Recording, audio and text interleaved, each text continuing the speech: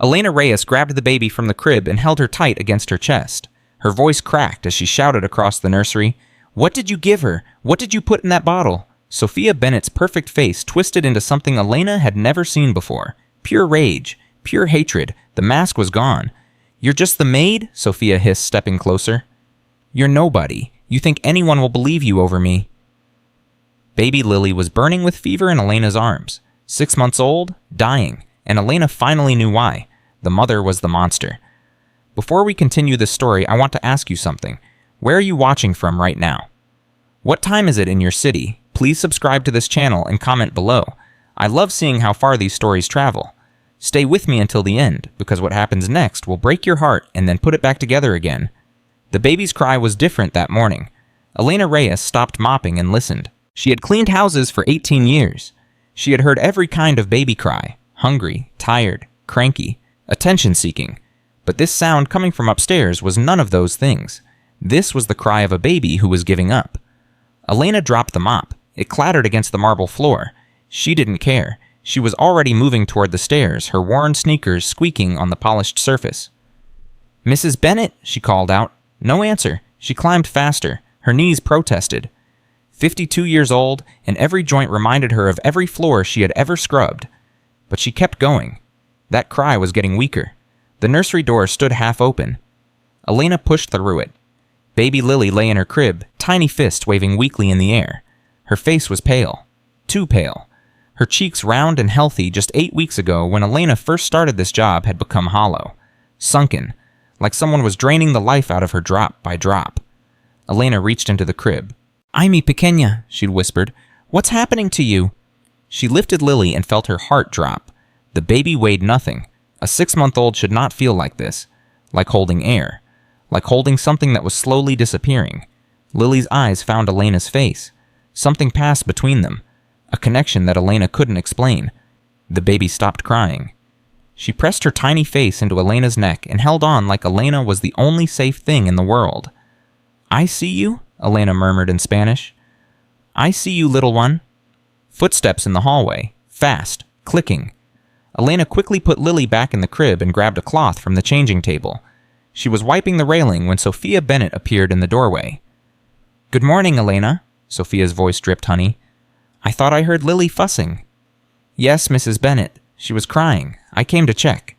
Sophia walked to the crib. Her silk robe probably cost more than Elena's monthly rent. Her hair was perfect. Her makeup flawless? She looked like she had stepped out of a magazine cover, which made sense because she was always on magazine covers these days.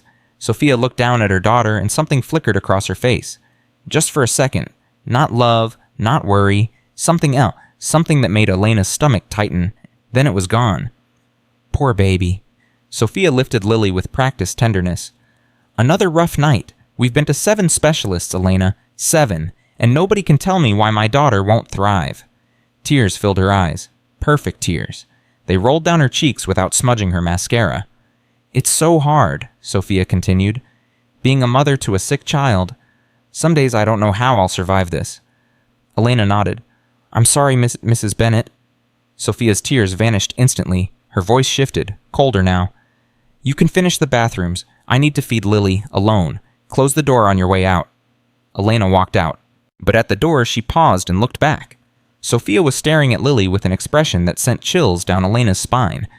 Not the face of a worried mother, the face of someone calculating, planning, controlling. Elena closed the door softly and stood in the hallway, her heart pounding. Something was wrong in this house. Very wrong. But Elena was just the maid. She was here to clean, not to ask questions. She went back to her work. 3 hours later, Elena found the first piece of the puzzle. She was emptying the trash can in the master bathroom, doing what she did every day. Her hand touched something hard under the tissues and cotton balls. A small bottle. Label torn off. Elena pulled it out and stared at it. She knew this shape. This size. Years ago, when her mother was dying of cancer in Mexico, the doctors gave her something like this. Medicine that was supposed to help with nausea, but it made her vomit instead. This was that kind of medicine. The kind that empties your stomach. Elena's hands started to shake. She thought about Lily, the hollow cheeks, the weight loss, the way she kept getting worse while her mother took her to doctor after doctor. No, it couldn't be true. No mother would do that to her own child. But the bottle felt heavy in Elena's hand, heavy with a terrible truth. She heard footsteps approaching. Quickly, she put the bottle back exactly where she found it and tied the trash bag. Her phone buzzed in her pocket. A text from her daughter, Isabella. "Mama, can you send $47 for my AP history textbook? I need it by Friday. Love you." Elena stared at the message. Isabella was 16, a junior at Lincoln High, the best student in her class. Everything Elena did was for Isabella's future. If Elena spoke up about what she suspected, she would lose her job. Maybe worse. Sophia Bennett had powerful friends. Lawyers, politicians, people who could destroy a cleaning lady with one phone call. But if Elena stayed silent, she closed her eyes and saw Lily's face, those tired eyes looking up at her. Elena put her phone away and carried the trash downstairs. Her decision wasn't made yet. She needed more proof. But deep in her gut, she already knew the truth, and the weight of it was crushing her. That afternoon, Elena witnessed something that changed everything. Sophia's friends arrived at 2 o'clock, 5 women in designer clothes and expensive jewelry. They gathered in the living room for what Sophia called a charity planning session. Elena served tea and finger sandwiches. Invisible. Silent. Just another piece of furniture. "Sophia, you're so brave." A blonde woman with diamond earrings touched Sophia's arm. "I don't know how you stay so strong." Sophia's eyes glistened with tears. "I don't feel strong, Margaret. I just want my baby to be healthy. I would give anything for that. Anything." "The charity gala will raise so much awareness," another woman said. "You're turning your tragedy into hope for other families." Sophia dabbed her eyes with a tissue. "That's all I can do. If I can't save Lily, maybe I can help save someone else's child." The women made sympathetic sounds. One of them wiped away her own tears. Elena stood by the doorway holding an empty tray. She watched Sophia perform, because that's what it was, a performance. The tears, the trembling voice, the brave mother act. Something inside Elena twisted. "Elena," Sophia's voice cut through her thoughts. "More tea, please, and check on Lily. Bring her down so my friends can see her." Elena went upstairs to the nursery. Lily was awake in her crib, staring at the ceiling with dull eyes. "Come, little one," Elena whispered, lifting her. "Your mama wants to show you off." She carried Lily downstairs. The moment they entered the living room, Sophia's face transformed into perfect maternal concern. "Oh, my sweet baby." Sophia reached for Lily. The second Sophia touched her, Lily started screaming, not fussing, not whimpering, screaming. Her tiny body went rigid, her face turned red. She fought to get away from her mother's arm. "She's been so fussy lately," Sophia said to her friends, forcing a sad smile. "The illness makes her irritable." But Elena saw something the other women didn't. She saw the flash of annoyance in Sophia's eyes, the tightening of her jaw, the way her fingers gripped Lily just a little too hard. "Let me take her back upstairs," Elena offered. "She needs rest." Sophia handed Lily over and the screaming stopped immediately. Lily pressed her face into Elena's shoulder and went quiet. The room fell silent. Margaret stared at Elena with a strange expression. "She certainly likes you." Sophia laughed, but it sounded forced. "Elena has a way with children. Lily just needs her nap. Don't you, sweetheart?"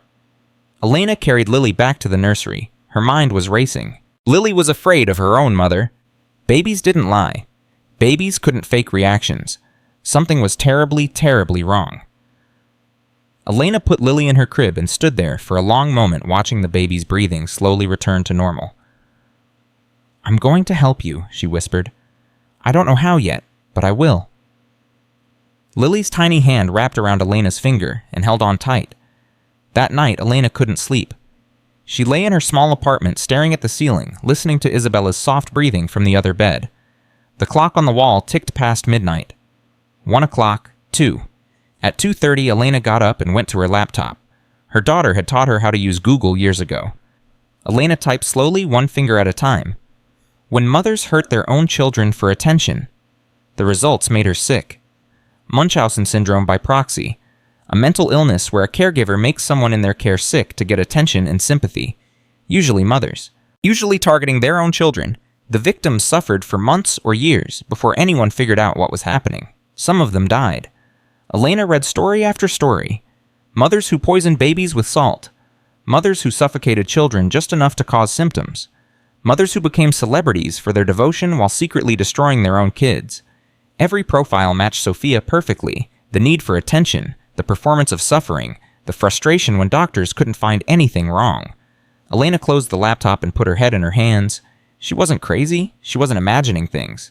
But what could she do? She was nobody, just a cleaning lady, an immigrant who had spent her whole life being invisible. Sophia Bennett had lawyers' money connections. Who would believe Elena over her? She thought about calling the police. But what would she say? I found a bottle in the trash and I have a bad feeling they would laugh at her. Or worse, they would tell Sophia and Elena would lose everything. She thought about talking to Mr. Bennett, but he was never home. He trusted his wife completely. Men like him didn't take advice from the help. She thought about quitting, walking away, finding another job. Let someone else deal with this nightmare. But then she thought about Lily's eyes. That silent plea. Those tiny fingers holding onto hers.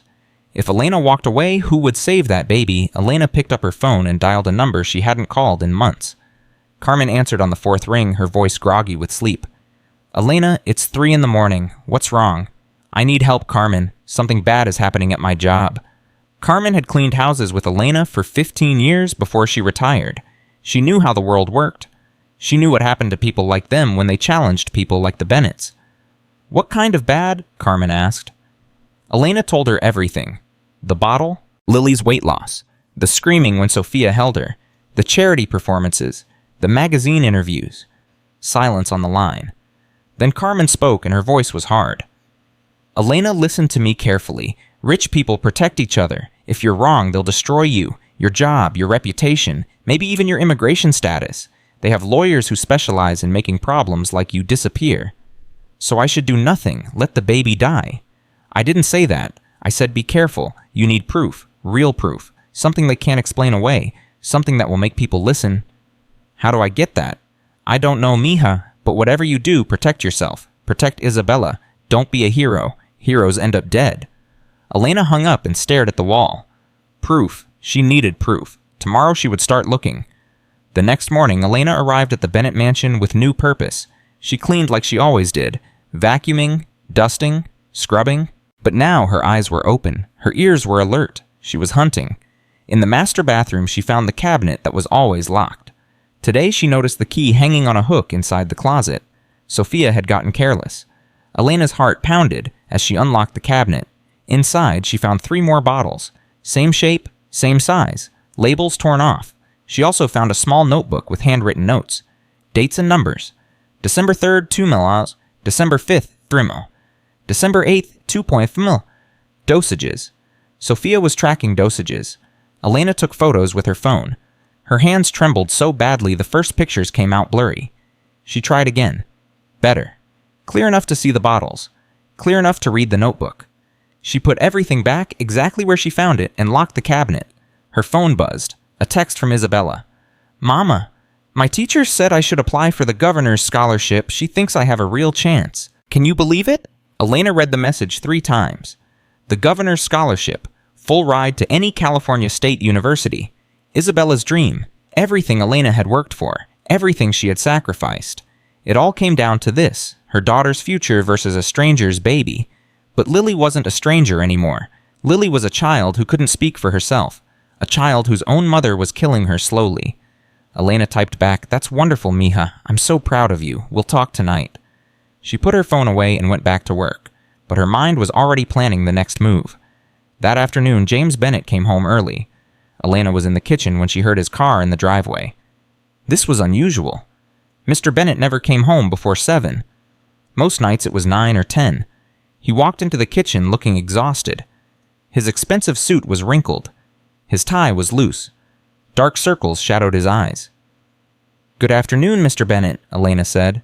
He poured himself a glass of water and drank it in one long gulp. Then he turned to face her.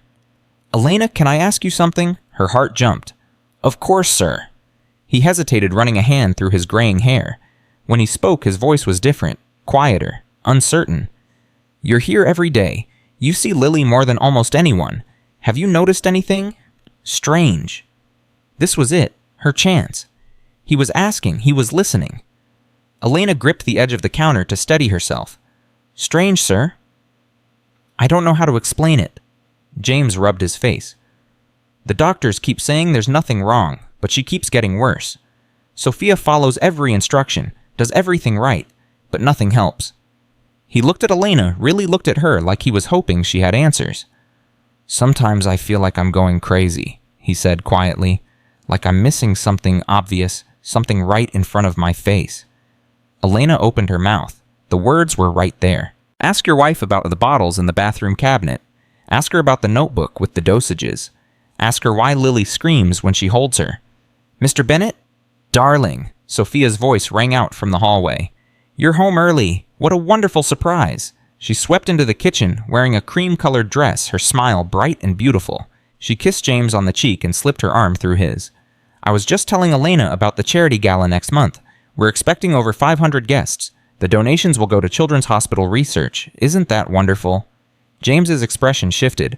The vulnerability disappeared, replaced by his usual controlled demeanor. "That's great, Sophia." "You should come check on Lily. She's been asking for her daddy all day." Sophia laughed softly. "Well, not asking, but I can tell. A mother knows these things." She led James toward the stairs, chattering about the gala, the guest list, the magazine photographers who would be covering the event. At the doorway, James paused and looked back at Elena. Their eyes met.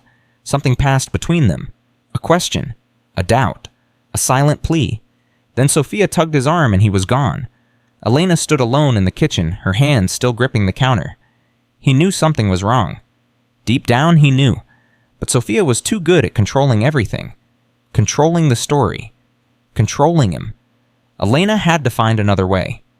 2 days later, Elena got the proof she needed. She was cleaning the hallway outside the nursery when she heard Sophia talking on the phone. The door was open just a crack. Sophia's voice carried clearly. "Yes, she's worse today. I'm thinking about taking her to the hospital this afternoon." Elena froze. She pulled out her phone and opened the voice recorder. "No, James doesn't know yet," Sophia continued. "I'll call him from the hospital. It'll be more impactful that way. You know how these things work." The dramatic rush to the emergency room. The tearful mother at her baby's bedside. People eat that story up. A pause. Sophia laughed and the sound made Elena's blood turn cold. "Make sure the photographer from People magazine knows this is exactly the kind of story they love. Devoted mother rushes sick baby to emergency room desperate for answers. Perfect timing with the charity gala next month." Elena held her phone toward the door, her heart slamming against her ribs. "The donations have tripled since we started the awareness campaign," Sophia continued. "People feel so sorry for me, for Lily. It's incredible, really. Tragedy sells, and a beautiful baby with a mystery illness that's gold." She laughed again. "I know exactly what I'm doing. The doctors will never figure it out. I'm not stupid. Small doses, just enough to keep her sick, but not enough to cause permanent damage. Well, probably not permanent. Either way, the attention is worth it. Do you know how many followers I've gained? How many interview requests? This is the best thing that ever happened to my brand." Elena stopped recording. Her whole body was shaking. She had it. Proof. Sophia's own words confessing everything. But before Elena could move, before she could think about what to do next, a sound came from inside the nursery that stopped her heart. Lily was screaming. Not the weak cry Elena had grown used to. This was different. This was pain. Real pain. Elena didn't think. She pushed open the door and rushed inside. Sophia was standing over the crib, a bottle in her hand. Lily was convulsing, her tiny body arching and twisting her face purple with agony. "What did you give her?" Elena shouted. "What did you put in that bottle?" Sophia spun around. Shock, then rage. Pure ugly rage. "How dare you come in here? How dare you speak to me that way?" Elena pushed past her and grabbed Lily from the crib. The baby was burning with fever. Her eyes were rolling back. Her whole body was trembling. "I'm calling an ambulance," Elena said, reaching for her phone. "No." Sophia grabbed Elena's arm, her nails digging into flesh. "You don't understand. You're going to ruin everything."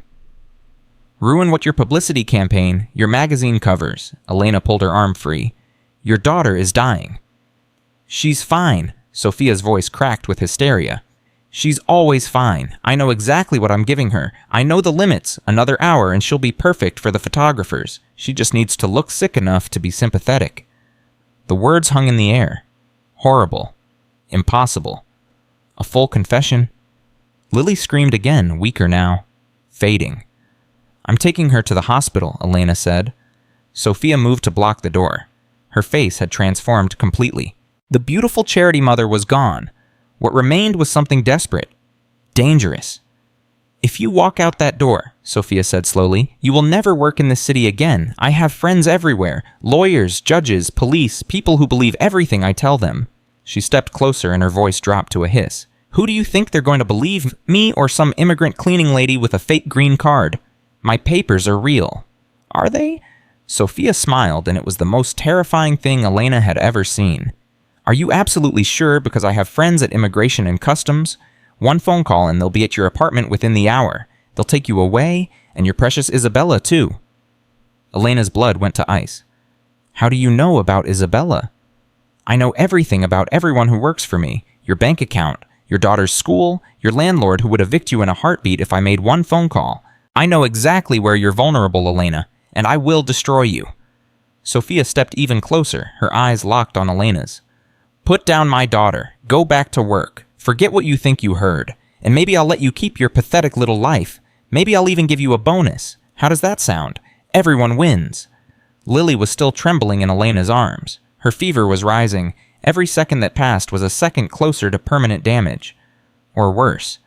Elena thought about Isabella, Stanford, the governor's scholarship, the future she had spent 20 years building. She thought about walking away, putting Lily back in that crib, pretending she never saw anything. It would be so easy, so safe. Then Lily grabbed Elena's finger. Such a small gesture, such a weak grip, a dying baby holding on with everything she had left. Elena looked down at that tiny face, those glassy eyes looking up at her with trust, with hope, with a silent plea that said, "Don't let me go." And Elena made her choice. "No, you," she said. Sophia's eyes widened. "What did you say?" I said no. Elena's voice grew stronger. You can threaten me all you want. You can call immigration. You can call your lawyers. You can destroy my life. But I am not putting this baby down, and I am not walking away. You're making a huge mistake. Maybe, but I'll be able to live with myself. Can you say the same? Elena moved toward the door. Sophia lunged, grabbing for Lily, trying to rip her from Elena's arms. Let go, Sophia screamed. She's mine. She's my daughter. Then act like her mother. They struggled, both holding the baby, both fighting for control. Lily's weakening screams filled the room, and then they heard it. The front door opening downstairs. Heavy footsteps on the marble floor. A man's voice calling out, Sophia, what's going on? I heard screaming from the driveway. James Bennett was home. Sophia immediately released Lily and stepped back. Her transformation was instantaneous. Tears filled her eyes. Her body started trembling. Her face crumpled into perfect distress. When James appeared in the doorway, he found his wife crying against the wall and his maid clutching his screaming daughter. James, thank God you're here, Sophia sobbed. I don't know what happened. Elena just went crazy. She grabbed Lily and started screaming at me. I think she's on drugs. I think she's been stealing from us. James looked between the two women. His daughter was screaming in Elena's arms. His wife was crying against the wall. His whole world was cracking apart. Elena, he said carefully, what's going on? Elena looked at him. This was the moment. Everything she had feared. Everything she had risked. It all came down to the next few seconds.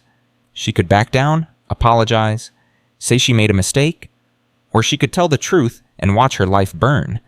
Lily's tiny fingers tightened around hers. Mr. Bennett? Elena said, her voice steady despite her pounding heart. Your wife has been poisoning your daughter. Silence crashed through the room. Even Lily stopped crying as if she knew something important was happening. Sophia laughed. A shocked, disbelieving sound. James, you can't possibly believe this. She's insane. She's lying. She's trying to blackmail us. But James wasn't looking at his wife. He was looking at Elena. Do you have proof? He asked quietly. Elena pulled out her phone with one hand still holding Lily with the other. I recorded her just now. She was on the phone talking about taking Lily to the hospital like it's a publicity event. She talked about photographers, magazine coverage. She said she knows exactly what she's giving Lily and how much. She said the attention is worth it. She's lying, Sophia screamed. She faked it. She doctored the recording. These people do that all the time. Play it, James said. His voice was barely above a whisper. Elena pressed play. Sophia's voice filled the nursery. Clear, cold, unmistakable. Make sure the photographer from People magazine knows. This is exactly the kind of story they love. Devoted mother rushes sick baby to emergency room desperate for answers. And then, I know exactly what I'm doing. The doctors will never figure it out. Small doses, just enough to keep her sick, but not enough to cause permanent damage. Either way, the attention is worth it. The recording ended. The silence that followed was the loudest thing Elena had ever heard. James's face went from pale to gray. He turned to look at his wife like he was seeing a monster wearing human skin. "What did you do?" he whispered.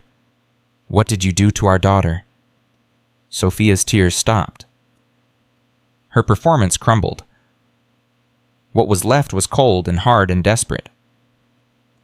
"I did what I had to do," she said. "You were never home. You never paid attention to me. You cared more about your company than your own wife. The only time you looked at me was when Lily got sick. I just wanted you to see me, to care about me. By poisoning our baby. I wasn't poisoning her. I was careful. I knew exactly what I was doing. She was never in real danger." "She's burning up," Elena shouted. "Look at her. She needs a doctor right now." James seemed to wake from a nightmare. He pulled out his phone and dialed 911 with shaking hands. "Yes, I need an ambulance. My daughter has been poisoned. 847 Maple Drive, Beverly Hills. Please hurry, please." Sophia lunged for the phone, but James pushed her away.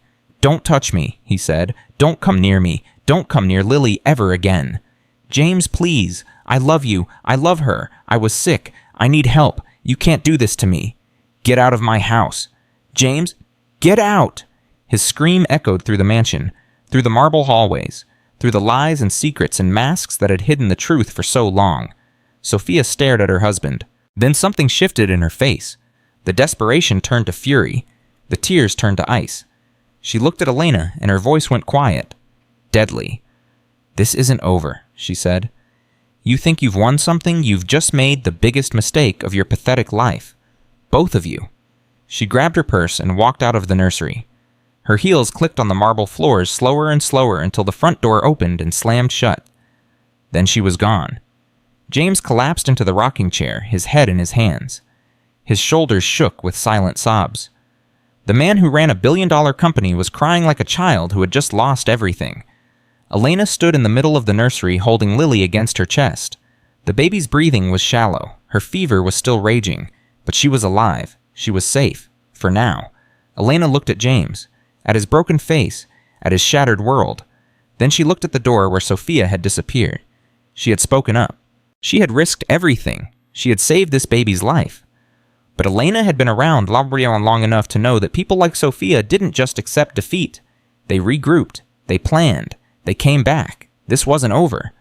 In the distance, Elena heard sirens approaching. Help was coming. The truth was out. Lily was going to survive. But as Elena held that tiny, trembling baby in her arms, she couldn't shake the cold feeling spreading through her chest. Sophia's last words echoed in her mind. This isn't over, and somehow Elena knew she was right. The ambulance screamed to a stop outside the Bennett mansion at 4:47 p.m. Elena was still holding Lily when the paramedics burst through the front door. Two men in blue uniforms rushed up the stairs, their boots pounding on the marble. "Ma'am, we need to take the baby, Tamul," the first paramedic said. Elena's arms tightened around Lily. She didn't want to let go.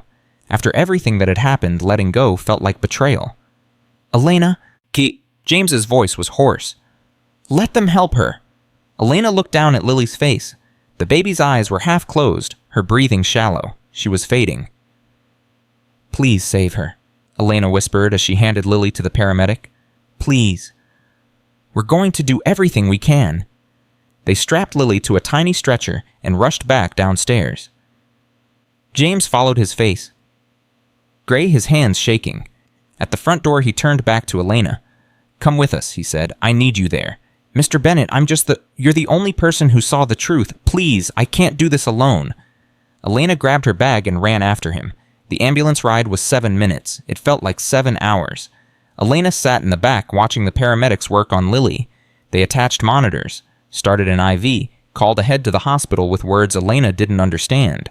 Medical terms, numbers, codes. James sat beside her, staring at his daughter with hollow eyes. "I should have known," he said, his voice barely audible over the siren. "I should have seen it." Elena didn't know what to say. What could anyone say? "She was so good at pretending," James continued.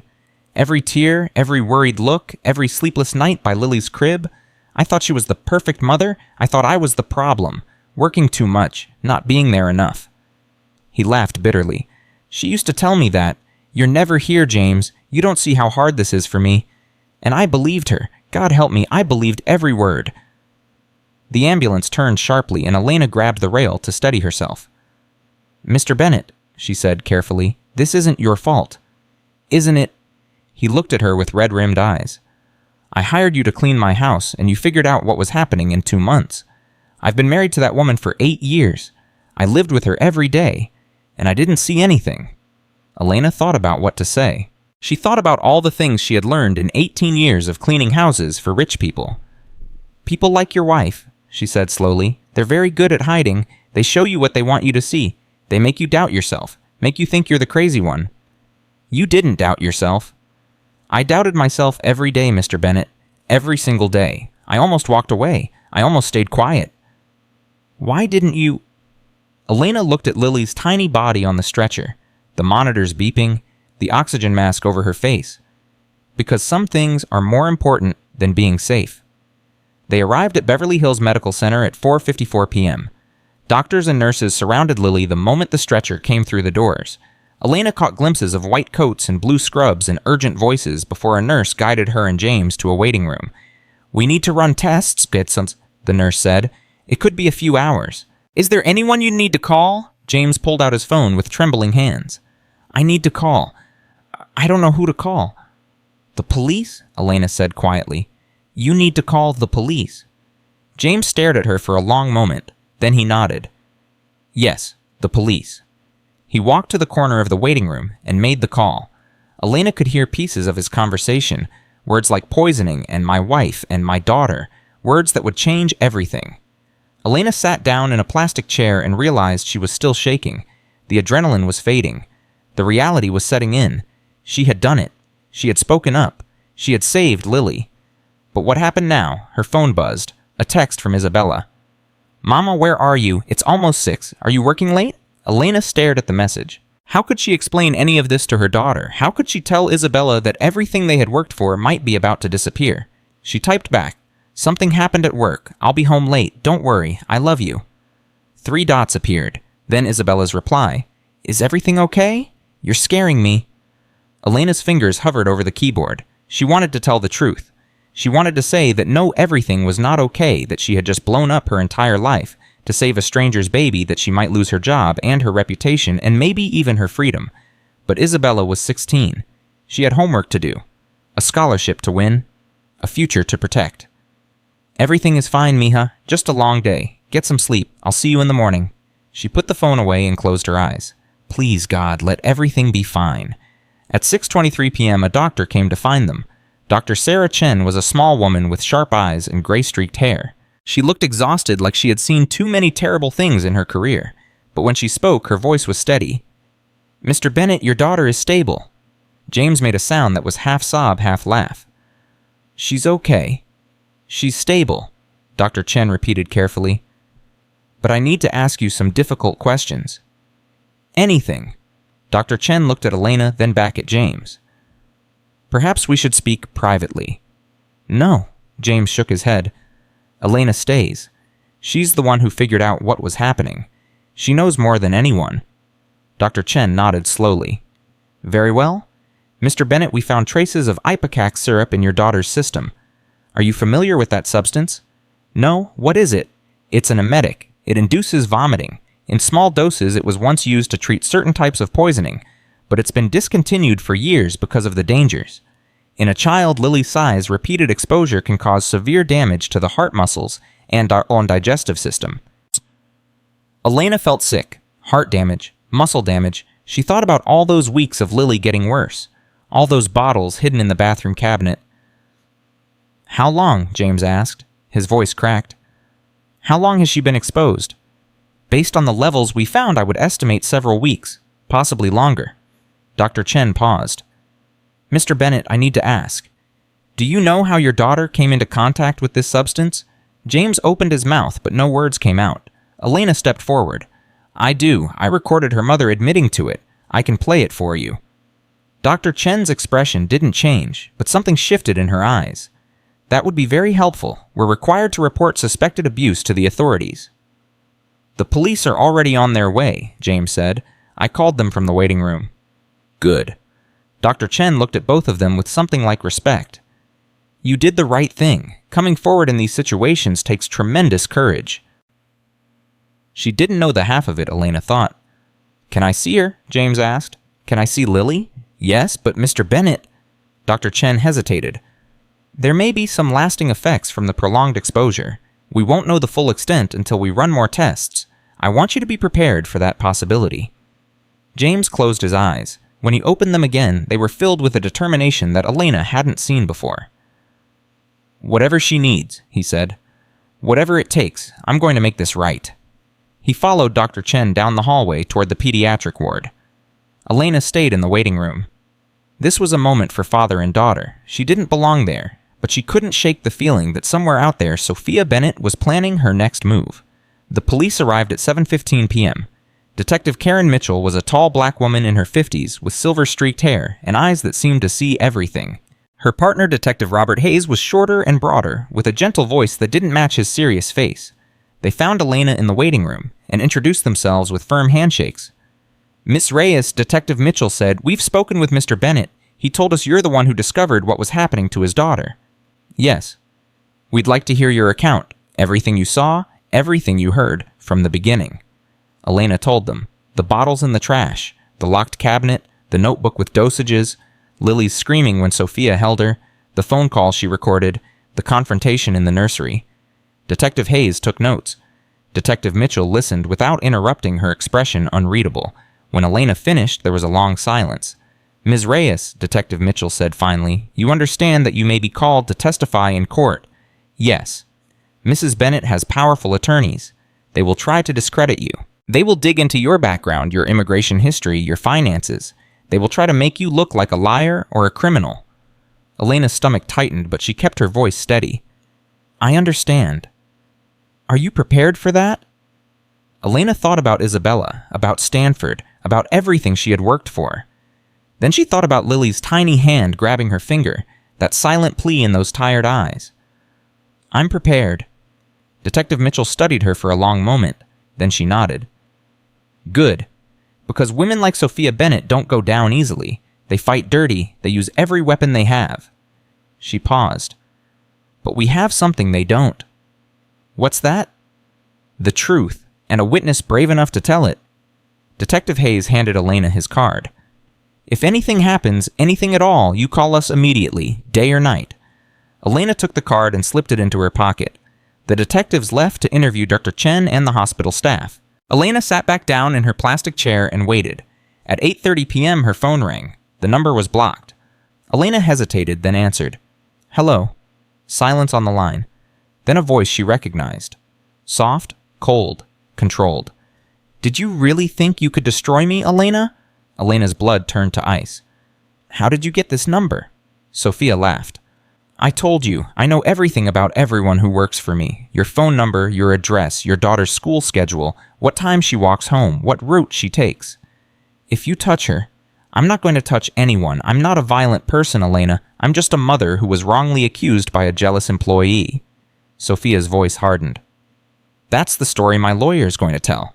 And by the time he's done, no one will believe a word you say." "I have the recording." "Recordings can be faked. Expert witnesses can be bought. Evidence can be challenged." Sophia paused.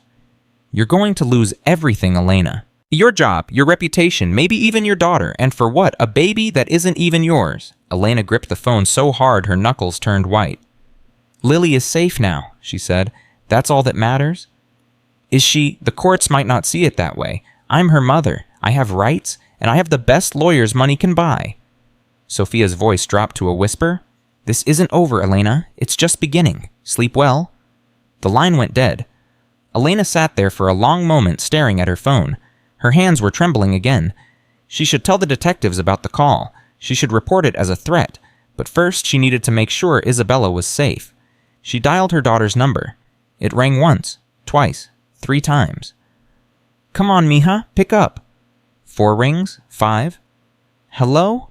Isabella's voice sleepy but confused. "Mama." Elena exhaled with relief. "Are you home? Are you okay?" "I'm fine. I was just falling asleep. What's going on?" You sound weird. Lock the doors, mija, all of them, and don't open them for anyone except me. Mama, you're scaring me. What happened? Elena closed her eyes. She couldn't tell Isabella everything, not yet, not over the phone. Something happened at work, she said carefully. The woman I work for. She's not a good person, and she might try to cause trouble for us. What kind of trouble? I don't know yet, but I need you to be careful. Don't walk anywhere alone. Stay with your friends, and if anyone comes to the door, anyone you don't know, don't answer. Okay? Silence on the line. Then Isabella's voice smaller now. Okay, Mama, I'll be careful. I love you, mija, more than anything in this world. I love you too. Elena hung up and immediately called Detective Mitchell. It was 9:45 p.m. when Elena finally left the hospital. James had insisted on driving her home. He looked 10 years older than he had that morning, but there was something different in his eyes. A hardness that hadn't been there before. Elena, he said as they pulled out of the hospital parking lot, I meant what I said earlier. Whatever you need, whatever happens, I'm going to take care of you and your daughter. Mr. Bennett?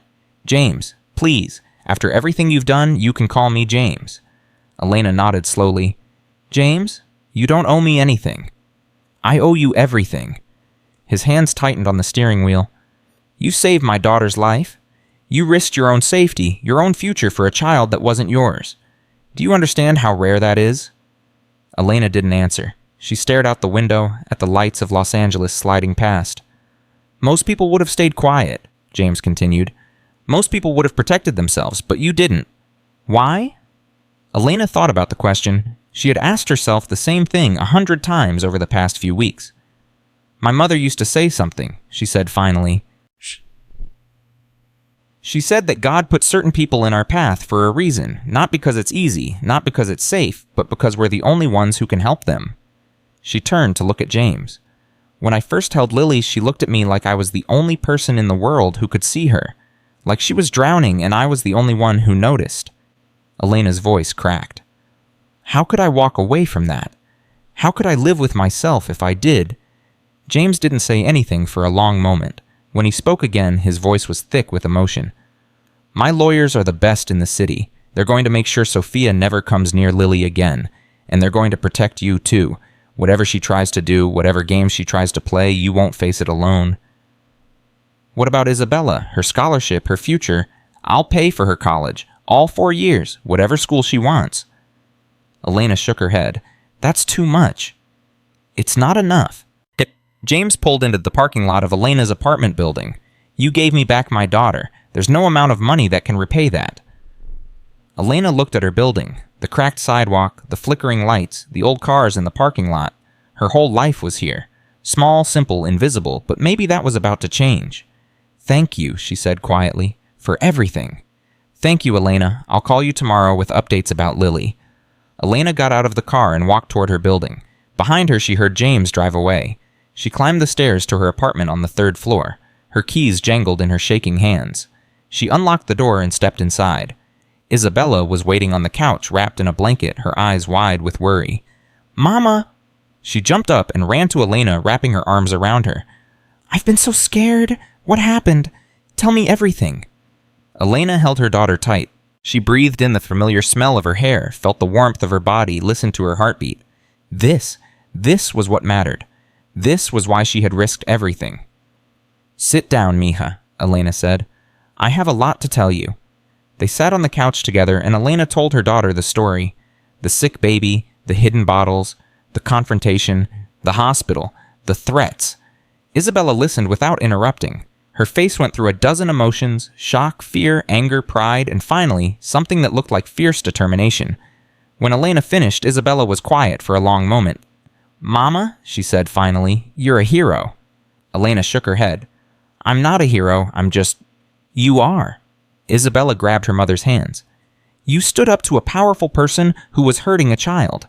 You risked everything to save someone you didn't even know. That's what heroes do. Heroes don't get threatened.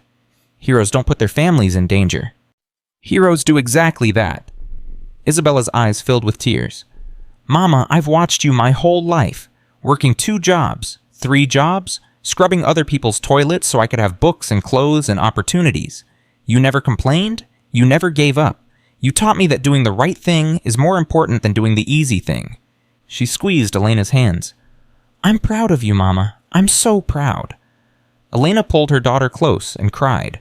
For the first time since that morning, she let herself feel everything. The fear, the relief, the exhaustion, the uncertainty. But underneath all of that, something else was growing. Hope. They fell asleep on the couch together, mother and daughter holding on to each other like they used to when Isabella was small. The next 3 days were a blur. On the first day, Detective Mitchell called to say that Sophia had hired Marcus Webb, the most expensive defense attorney in Los Angeles. He was already spinning the story to the press.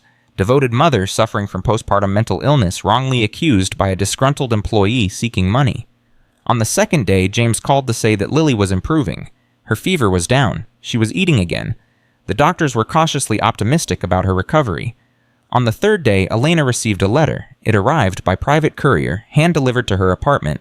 The envelope was cream-colored and expensive. Inside was a single sheet of paper with elegant handwriting. "You took everything from me, my husband, my daughter, my reputation. Did you really think there wouldn't be consequences? This isn't over, Elena. Sleep well, V." Elena's hands shook as she read it. She photographed the letter and texted it to Detective Mitchell. The reply came within minutes. "This is a threat. We're documenting everything. Stay vigilant." That afternoon, Elena went grocery shopping. When she came back to her car, she found all 4 tires slashed. She called Detective Mitchell again. "We can't prove it was her," the detective said, "but we're watching. Be careful." Elena walked home carrying her groceries, her heart pounding with every step. That night, Isabella came home from school looking pale. "Mama," she said, her voice shaking, "there was a woman at the bus stop today. She took my picture." Elena's blood went cold. "What did she look like?" "I don't know, brown hair, sunglasses. She drove away before I could see her face." Elena grabbed her phone and called James. "I need help," she said. "She's going after my daughter." James's response was immediate. "I'm sending security to your building tonight, and tomorrow, you and Isabella are moving somewhere safe. I have a guest house on my property. You'll stay there until this is over." "James, I can't." "You can and you will. This isn't negotiable, Elena. Sophia is dangerous. She's already proven that with what she did to Lily. I'm not going to let her hurt you or your daughter." Elena looked at Isabella, who was watching her with frightened eyes. "Okay," she said. "We'll come." On the 4th day, Elena and Isabella moved into the guest house on James Bennett's estate. It was small but comfortable with 2 bedrooms, a kitchen, and a living room. It was also protected by a security system cameras and a gate that required a code to enter. "This is temporary," James assured them. "Just until the hearing is over and we know Sophia can't hurt you." Elena unpacked their few belongings while Isabella explored the guest house. Through the window, she could see the main house where Lily was recovering harmoniously, covering with round-the-clock nurses. Everything had changed so fast. 4 days ago, Elena was a cleaning lady worried about textbook money. Now she was living on a millionaire's estate, hiding from a woman who wanted to destroy her. Her phone buzzed. A text from Carmen. "Saw the news? You okay?" Elena typed back. "I don't know. I think so. Everything is crazy." "I told you to be careful." "I was careful, but some things are more important than being careful." A pause. Then, "You're braver than me, mija. I'll pray for you." Elena put down her phone and looked around the guest house. This was her life now. Hiding. Waiting. Hoping that the truth would be enough to protect her. On the 5th day, everything changed again. James called Elena to the main house for a meeting. When she arrived, she found Detective Mitchell and a woman in an expensive suit sitting in the living room. "Elena," James said, "this is Diana Crawford. She's going to be representing me in the custody hearing, and she's going to be protecting you, too."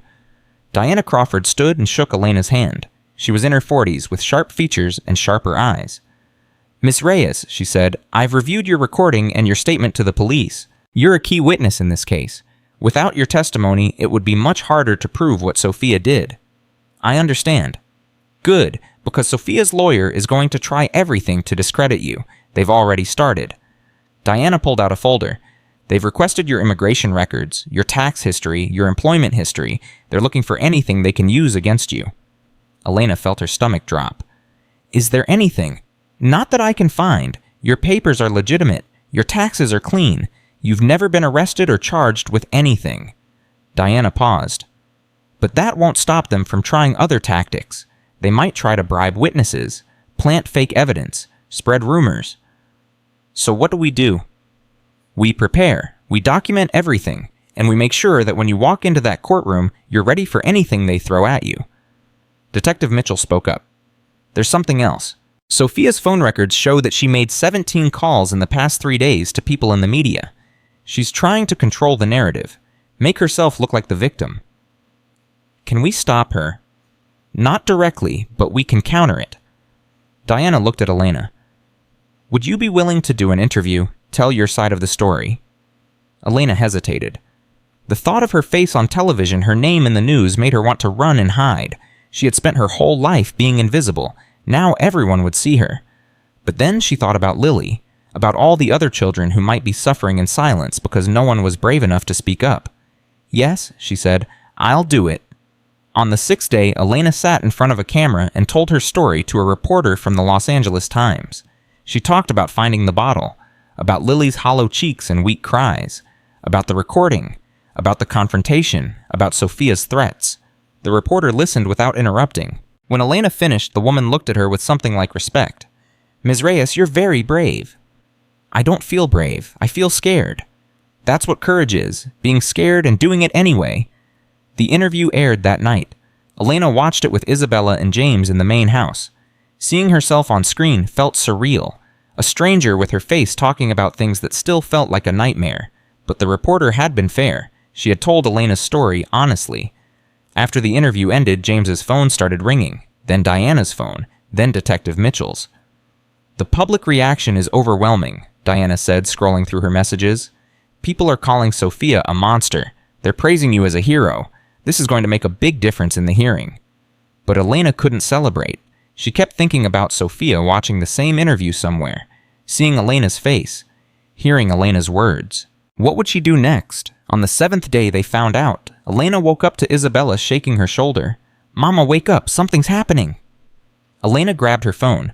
12 missed calls, 20 text messages. Her heart started racing before she even saw what they said. The first message was from Diana Crawford. "Emergency, come to the main house immediately." Elena threw on clothes and ran across the lawn. James met her at the door, his face pale. "Sophia filed an emergency motion this morning," he said. "She's claiming that Lily was removed from her care illegally. She's demanding immediate custody." "What? How can she—" "Her lawyer is arguing that I had no legal right to make medical decisions without her consent, that the police violated her rights, that the hospital records were obtained improperly." James ran a hand through his hair. "She's claiming that you're a disgruntled employee who fabricated evidence to get money. That's insane." "I know." But the judge agreed to an emergency hearing. James looked at her with desperate eyes. "It's tomorrow, Elena. The hearing is tomorrow." Elena felt the floor shift under her feet. One day. They had 1 day to prepare. Diana Crawford arrived 30 minutes later with a team of associates. They spread out across James's dining room laptops, open papers everywhere. "Here's what we're dealing with," Diana said. "Sophia's lawyer is Marcus Webb. He's one of the best in the country. He's gotten people off of murder charges with less to work with. He's going to attack everything the recording, the evidence, your credibility."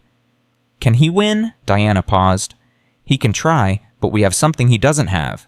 The truth. And we have you, Elena. What do I need to do?" "Tell the truth. Stay calm. Don't let him rattle you." Diana looked at her hard. "Webb is going to try to make you angry. He's going to say terrible things about you. He's going to call you a liar, a thief worse. You cannot lose your temper. You cannot cry. You have to be a rock." Elena thought about all the years she had spent biting her tongue, swallowing her pride, staying silent when rich people treated her like she was nothing. "I can do that," she said. "I've been doing it my whole life." Diana almost smiled. "Good, because tomorrow is going to be the hardest day of your life." That night, Elena couldn't sleep. She lay in the guest house bedroom, staring at the ceiling, listening to Isabella breathe in the next room. Tomorrow would determine everything: Lily's safety, Elena's future, Isabella's dreams. She thought about walking away. Even now, even after everything, she could disappear. Take Isabella and run, start over somewhere far away.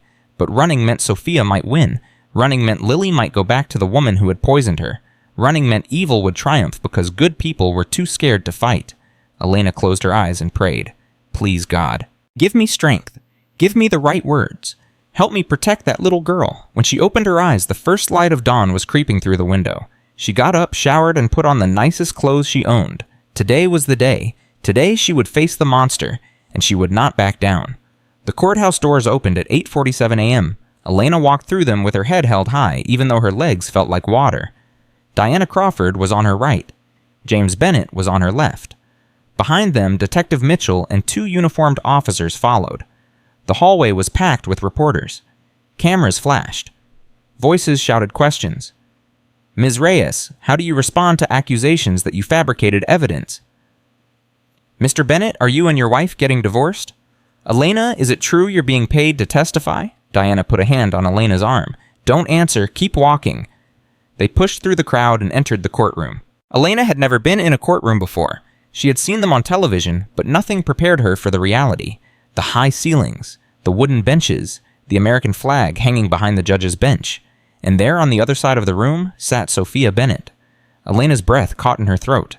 Sophia looked nothing like the monster Elena had confronted in the nursery. She looked fragile, broken. Her hair was pulled back simply. Her makeup was minimal. She wore a modest gray dress and dabbed at her eyes with a tissue. Next to her sat Marcus Webb, a silver-haired man in a suit that probably cost more than Elena's car. He was reviewing papers, his expression calm and confident. Don't let her appearance fool you, Diana whispered. It's an act. Everything about her is an act. Elena nodded, but her heart was pounding so hard she could hear it in her ears. At exactly 9:00 a.m., the bailiff called out, All rise! The Honorable Judge Patricia Morrison presiding.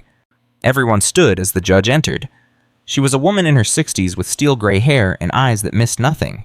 She took her seat and surveyed the courtroom. Be seated, she said. Her voice was crisp and cold. We're here today for an emergency custody hearing in the matter of Bennett versus Bennett. Mrs. Bennett has filed a motion for immediate custody of the minor child, Lily Bennett, age 6 months.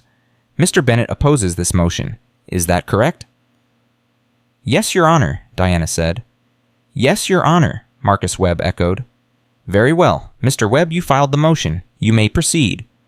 Marcus Webb stood and buttoned his jacket. He walked to the center of the courtroom like he owned it. Your Honor, my client Sophia Bennett is a devoted mother who has been wrongfully separated from her infant daughter based on the false accusations of a disgruntled employee. He gestured toward Elena without looking at her. Mrs.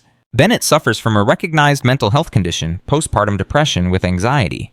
This condition, which affects millions of mothers, caused her to make certain decisions that in hindsight were misguided. But there is no evidence, no credible evidence, that she ever intended to harm her daughter. Elena felt her hands curl into fists under the table. Diana put a calming hand on her arm. The recording that has been presented as evidence, Webb continued, was obtained illegally without my client's knowledge or consent. Furthermore, we have expert testimony that the recording may have been manipulated or taken out of context. That's a lie, Elena whispered. Quiet, Diana said firmly. Webb turned to face the judge. Your Honor, what we have here is a tragedy, a mother struggling with mental illness, a husband who was absent and neglectful, and a cleaning woman who saw an opportunity to profit from a wealthy family's pain. He paused for effect. We ask that Lily Bennett be returned to her mother's care immediately with appropriate mental health support in place. Sophia Bennett has already begun treatment. She is committed to healing, and she deserves the chance to be the mother her daughter needs. He sat down. Sophia let out a quiet sob perfectly timed. Judge Morrison turned to Diana. Ms. Crawford, your response. Diana stood. Unlike Webb's theatrical performance, her tone was measured and direct. Your Honor, what my colleague calls misguided decisions is actually criminal child abuse. Mrs. Bennett systematically poisoned her 6-month-old daughter with ipecac syrup over a period of several weeks. Medical evidence confirms this. The treating physician will testify to the levels of toxins found in Lily's system. She walked toward the judge's bench. The recording Mr. Webb wants to dismiss captures Mrs. Bennett in her own words, admitting to what she did. She spoke about dosages. She spoke about keeping Lily sick enough to appear sympathetic for photographers. She laughed about how tragedy sells. Diana's voice hardened. This is not a mother with postpartum depression. This is a calculated manipulator who used her own child as a prop for attention and publicity. And the only reason Lily Bennett is alive today is because Elena Reyes, a cleaning woman with nothing to gain and everything to lose, had the courage to speak up. She turned to look directly at Sophia. Your Honor, returning this child to her mother would be returning her to her abuser.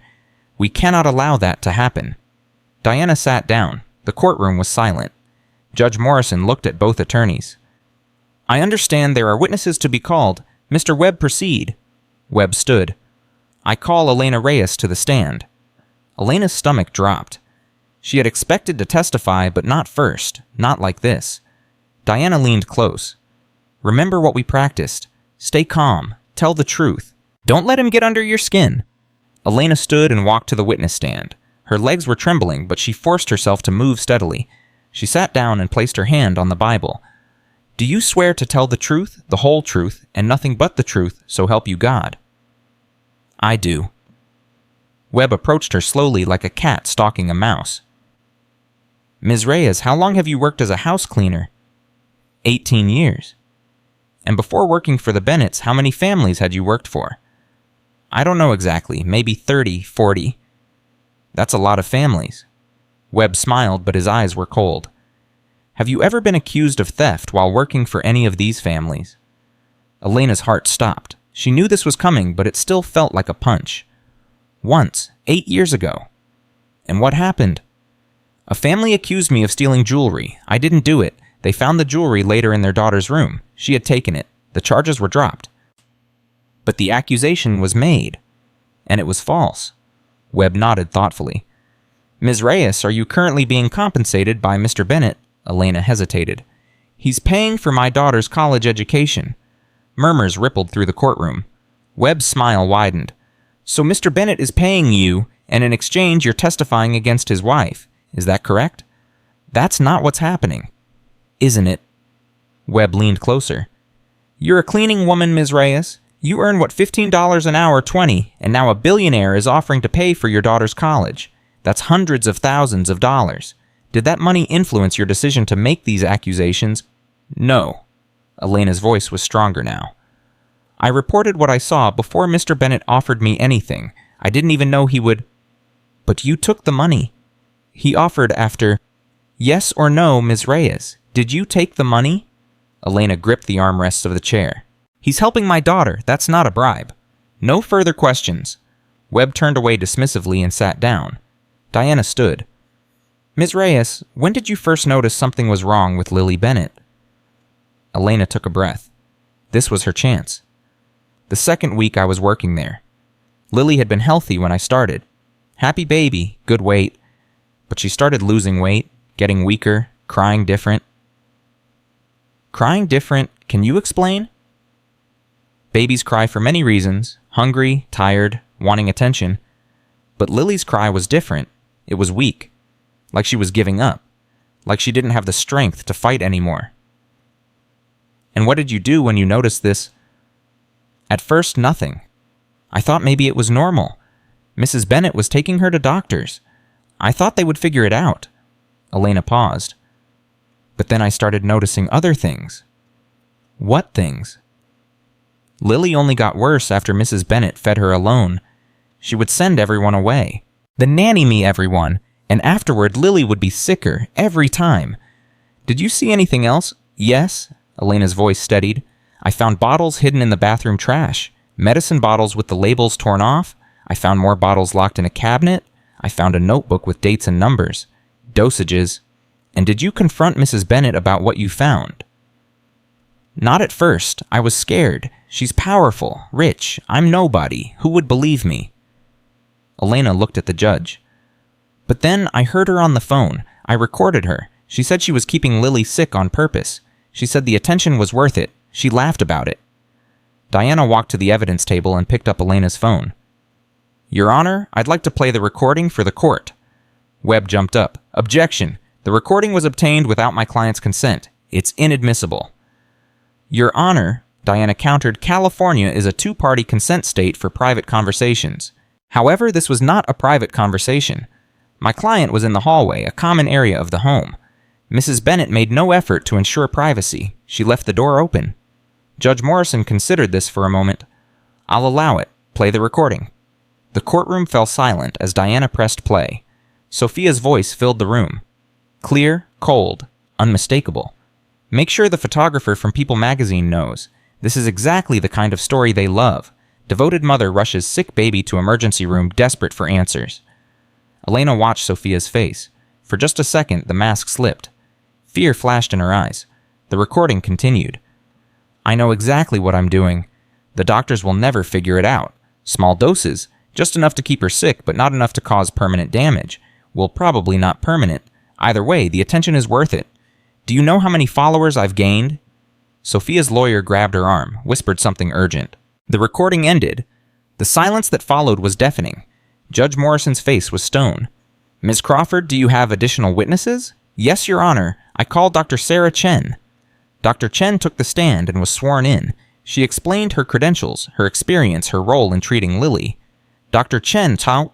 Diana said, what did you find when you examined Lily Bennett? Elevated levels of emetine, a compound found in ipecac syrup. Also signs of chronic dehydration and malnutrition consistent with repeated episodes of induced vomiting. In your professional opinion, could these symptoms have occurred naturally? No, the levels and patterns we observed are consistent with deliberate repeated administration over several weeks. And the effects on Lily? Dr. Chen's face grew grave. Immigrant toxicity can cause permanent damage to the heart and muscles. We're still monitoring Lily for long-term effects. She may face health challenges for the rest of her life. Gasps from the gallery. Elena saw James close his eyes in pain. Webb cross-examined Dr. Chen, aggressively questioning the testing methods suggesting contamination, implying bias. But the doctor held firm, answering each question with calm professionalism. When she stepped down, Judge Morrison called a 15-minute recess. Elena escaped to the bathroom and splashed cold water on her face. Her hands were still shaking. In the mirror, she saw a woman she barely recognized. Tired, scared, determined. Diana found her there. You did well, Diana said. Webb tried to rattle you, but you held your ground. Is it enough? I think so. The recording is devastating. The medical evidence is clear. Diana paused. But Webb still has one more card to play. What card? I don't know, but men like him always have something. Stay ready.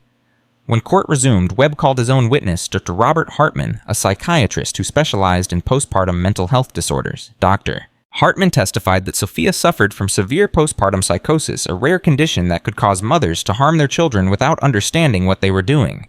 In my professional opinion, he said, Mrs. Bennett was not in control of her actions. She needs treatment, not punishment, and she certainly should not be permanently separated from her child. Diana's cross-examination was brutal.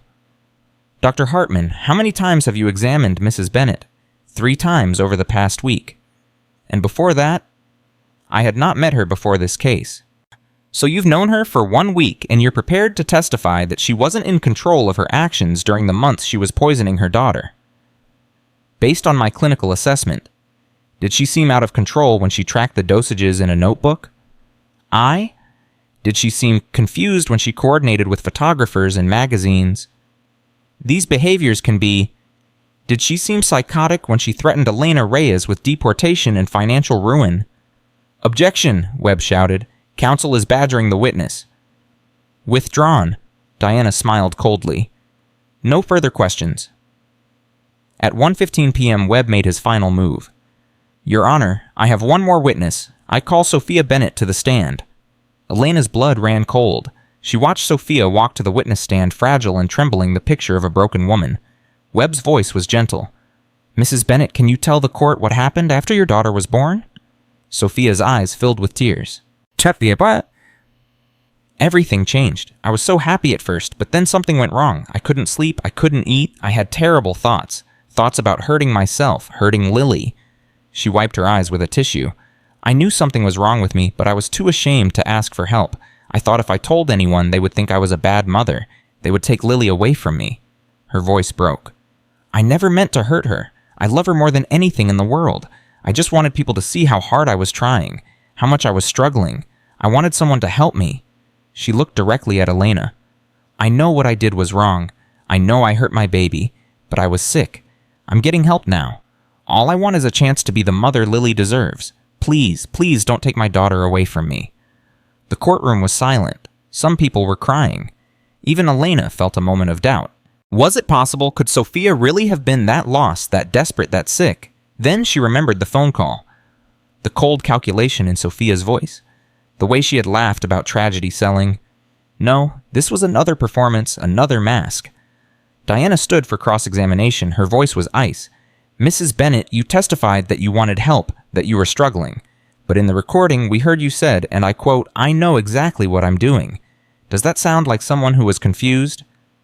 Sophia's tears stopped. Her jaw tightened almost imperceptibly. "I don't remember saying that. I was having an episode." "An episode during which you discussed photography logistics and magazine timing."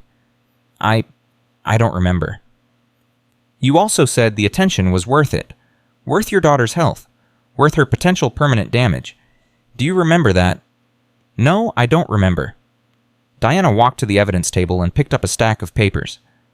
"Mrs. Bennett, I have here your social media analytics from the past 3 months, your follower count, your engagement rates, your sponsorship inquiries."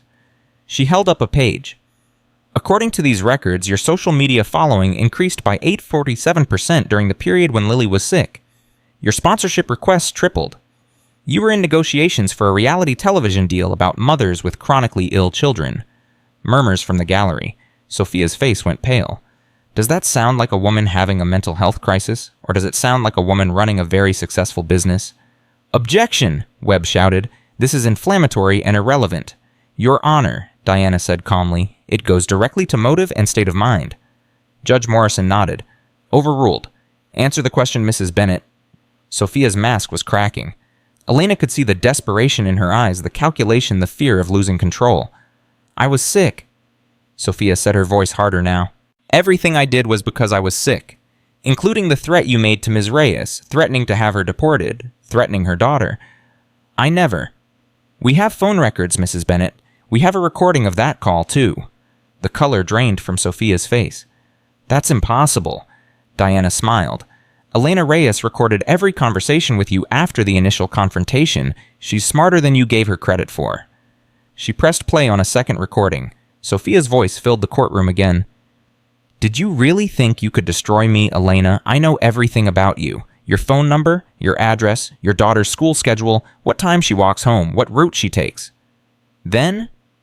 You're going to lose everything, Elena. Your job, your reputation, maybe even your daughter. And finally, this isn't over, Elena. It's just beginning. Sleep well." The recording ended. This time there were no gasps, just cold, horrified silence. Judge Morrison's face had turned to stone. She looked at Sophia with something that might have been disgust. "Mrs. Bennett," the judge said, "do you have anything to say?" Sophia's mask shattered completely. The fragile, broken woman disappeared. In her place was something ugly, something desperate. "You don't understand," she hissed. "You don't know what it's like. Being invisible, being nothing. Nobody cared about me until Lily got sick. Nobody looked at me, nobody listened. I finally mattered. I finally existed." She pointed at Elena. "And she took that away from me. A cleaning lady, a nobody. She ruined everything." "Mrs. Bennett," Webb tried to intervene. "Shut up," Sophia screamed at her lawyer. "You said you could fix this. You said you would destroy her, but she's still here. She's still winning." The courtroom erupted. People shouted. Cameras flashed. The bailiff moved toward the witness stand. Judge Morrison slammed her gavel. "Order, order in this court." It took several minutes to restore calm. Sophia was escorted back to her seat, where she sat trembling with rage, all pretense of the broken mother gone. Judge Morrison looked at both attorneys. "I've heard enough. I'm prepared to render my decision." The courtroom fell silent. "In the matter of custody of Lily Bennett, I find that Mrs. Sophia Bennett poses a clear and present danger to her child. The evidence presented today, including medical testimony, recorded admissions, and Mrs. Bennett's own behavior in this courtroom, leaves no doubt that she deliberately and systematically harmed her daughter for personal gain." She turned to look directly at Sophia. "Mrs. Bennett, what you did to your child is unconscionable. You used her suffering to feed your own need for attention. You threatened witnesses. You showed no genuine remorse for your actions. Instead, you attempted to manipulate this court with a performance of victimhood." Her voice hardened. "I am granting full custody of Lily Bennett to her father, James Bennett. Mrs. Bennett is prohibited from any contact with the child pending criminal proceedings. I am also recommending that the district attorney pursue felony child abuse charges." Sophia let out a sound that was half scream, half sob. "No, she's my daughter. You can't do this." Bailiff, remove Mrs. Bennett from the courtroom. As the officers approached, Sophia's eyes found Elena. The hatred in them was pure and absolute. "This isn't over," she screamed as they dragged her toward the door. "Do you hear me, Elena? This will never be over. I will destroy you. I will destroy everything you love." The doors closed behind her, cutting off her screams. Elena sat frozen in her seat, unable to move, unable to breathe. It was over. They had won, but Sophia's words echoed in her mind. "This will never be over." James was beside her, suddenly, his hand on her shoulder. "Elena, Elena, look at me." She turned. His eyes were filled with tears, but also with gratitude. "You did it," he said. "You saved my daughter. You saved our family." Diana Crawford shook her hand. "You were incredible up there. I've been practicing law for 20 years, and I've never seen a witness handle themselves better under pressure." Detective Mitchell approached. "The DA is filing charges today. Mrs. Bennett will be arrested before she leaves the building." Elena nodded, but she couldn't speak. The adrenaline was fading, leaving behind an exhaustion so deep it felt like she might collapse. "I need to see Lily," she said finally. "I need to know she's okay." James nodded. "Let's go home." They left the courthouse through a back entrance to avoid the reporters. Elena sat in the back of James's car, staring out the window at the city passing by. She had done it. She had stood up to a monster and won.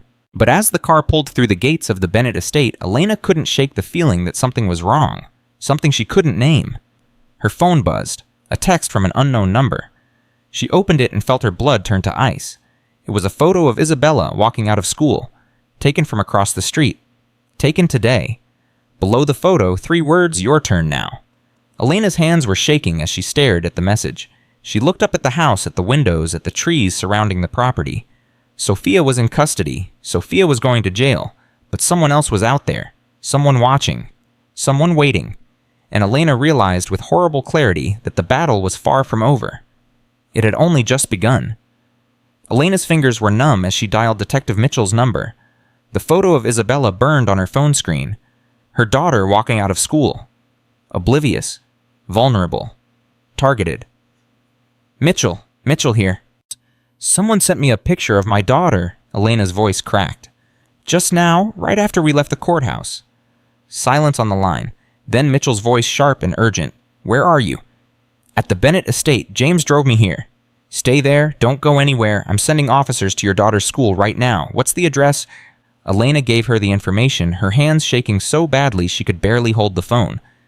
"Elena, listen to me. Sophia Bennett is in custody. She couldn't have sent that photo herself." "Then who did?" "That's what we're going to find out. Stay calm. Stay inside. I'll call you back in 10 minutes. The line went dead. James was watching her with concern. "Elena, what's wrong? You look like you've seen a ghost." Elena showed him the photo. His face went pale. "Someone's still out there," she said. "Someone who works for her." James grabbed his phone and made a call. "I need additional security at the estate immediately, and I need someone at Lincoln High School, now." He turned to Elena. "I'm going to find out who did this. I promise you." But promises meant nothing against an enemy they couldn't see. At 3:47 p.m., Isabella walked through the front door of the guest house, escorted by 2 private security guards. Elena grabbed her daughter and held her tight, breathing in her familiar scent, feeling her heartbeat, making sure she was real and safe and whole. "Mama, you're crushing me," Isabella laughed nervously. "What's going on? Why did those men pick me up from school?" Elena pulled back and looked at her daughter's face. She was so young, so innocent. She had no idea how close the danger had come. "Someone took a picture of you today," Elena said carefully. "Outside your school. They sent it to me as a threat." Isabella's face went pale. "What? Who?" "We don't know yet, but until we find out, you're not going anywhere without security. Do you understand? Mama, this is crazy. I have school tomorrow. I have a test on Friday. I can't just—" "Isabella," Elena's voice was harder than she intended. "This is not a discussion. Someone is trying to hurt us. Until the police figure out who you stay here. You stay safe." Isabella stared at her mother. The fear was starting to sink in. "Is this because of that woman, the one who hurt her baby?" "Yes." "But you said she was arrested. You said it was over." Elena touched her daughter's face. "I thought it was. I was wrong." At 4:15 p.m., Detective Mitchell called back. "We traced the photo. It was sent from a burner phone purchased 3 days ago at a convenience store in Pasadena. Paid cash. No ID required." "So we have nothing." "Not nothing. We pulled security footage from the store. The buyer was a woman, mid-30s, brown hair, sunglasses. Ring any bells? Elena thought back to what Isabella had said the day before. A woman at the bus stop, brown hair, sunglasses. My daughter saw someone matching that description near her school yesterday. She said the woman took her picture then, too. Mitchell cursed under her breath. This wasn't random. Someone's been watching your daughter for at least 2 days, maybe longer. Who is she? Does Sophia have accomplices? We're looking into it. Sophia Bennett had a large social circle, friends, assistants, people who owed her favors. Any one of them could be helping her. So what do we do? Stay vigilant. Don't go anywhere alone. Keep your daughter close. We're going to interview Sophia tomorrow. See if we can get her to give up whoever's doing this. Elena hung up and stared out the window at the darkening sky. Somewhere out there someone was watching, waiting, planning, and Elena had no idea who they were or what they wanted. At 6:30 p.m. James came to the guest house with news. I hired a private investigator, he said. Former FBI, best in the business. He's already started digging into Sophia's contacts.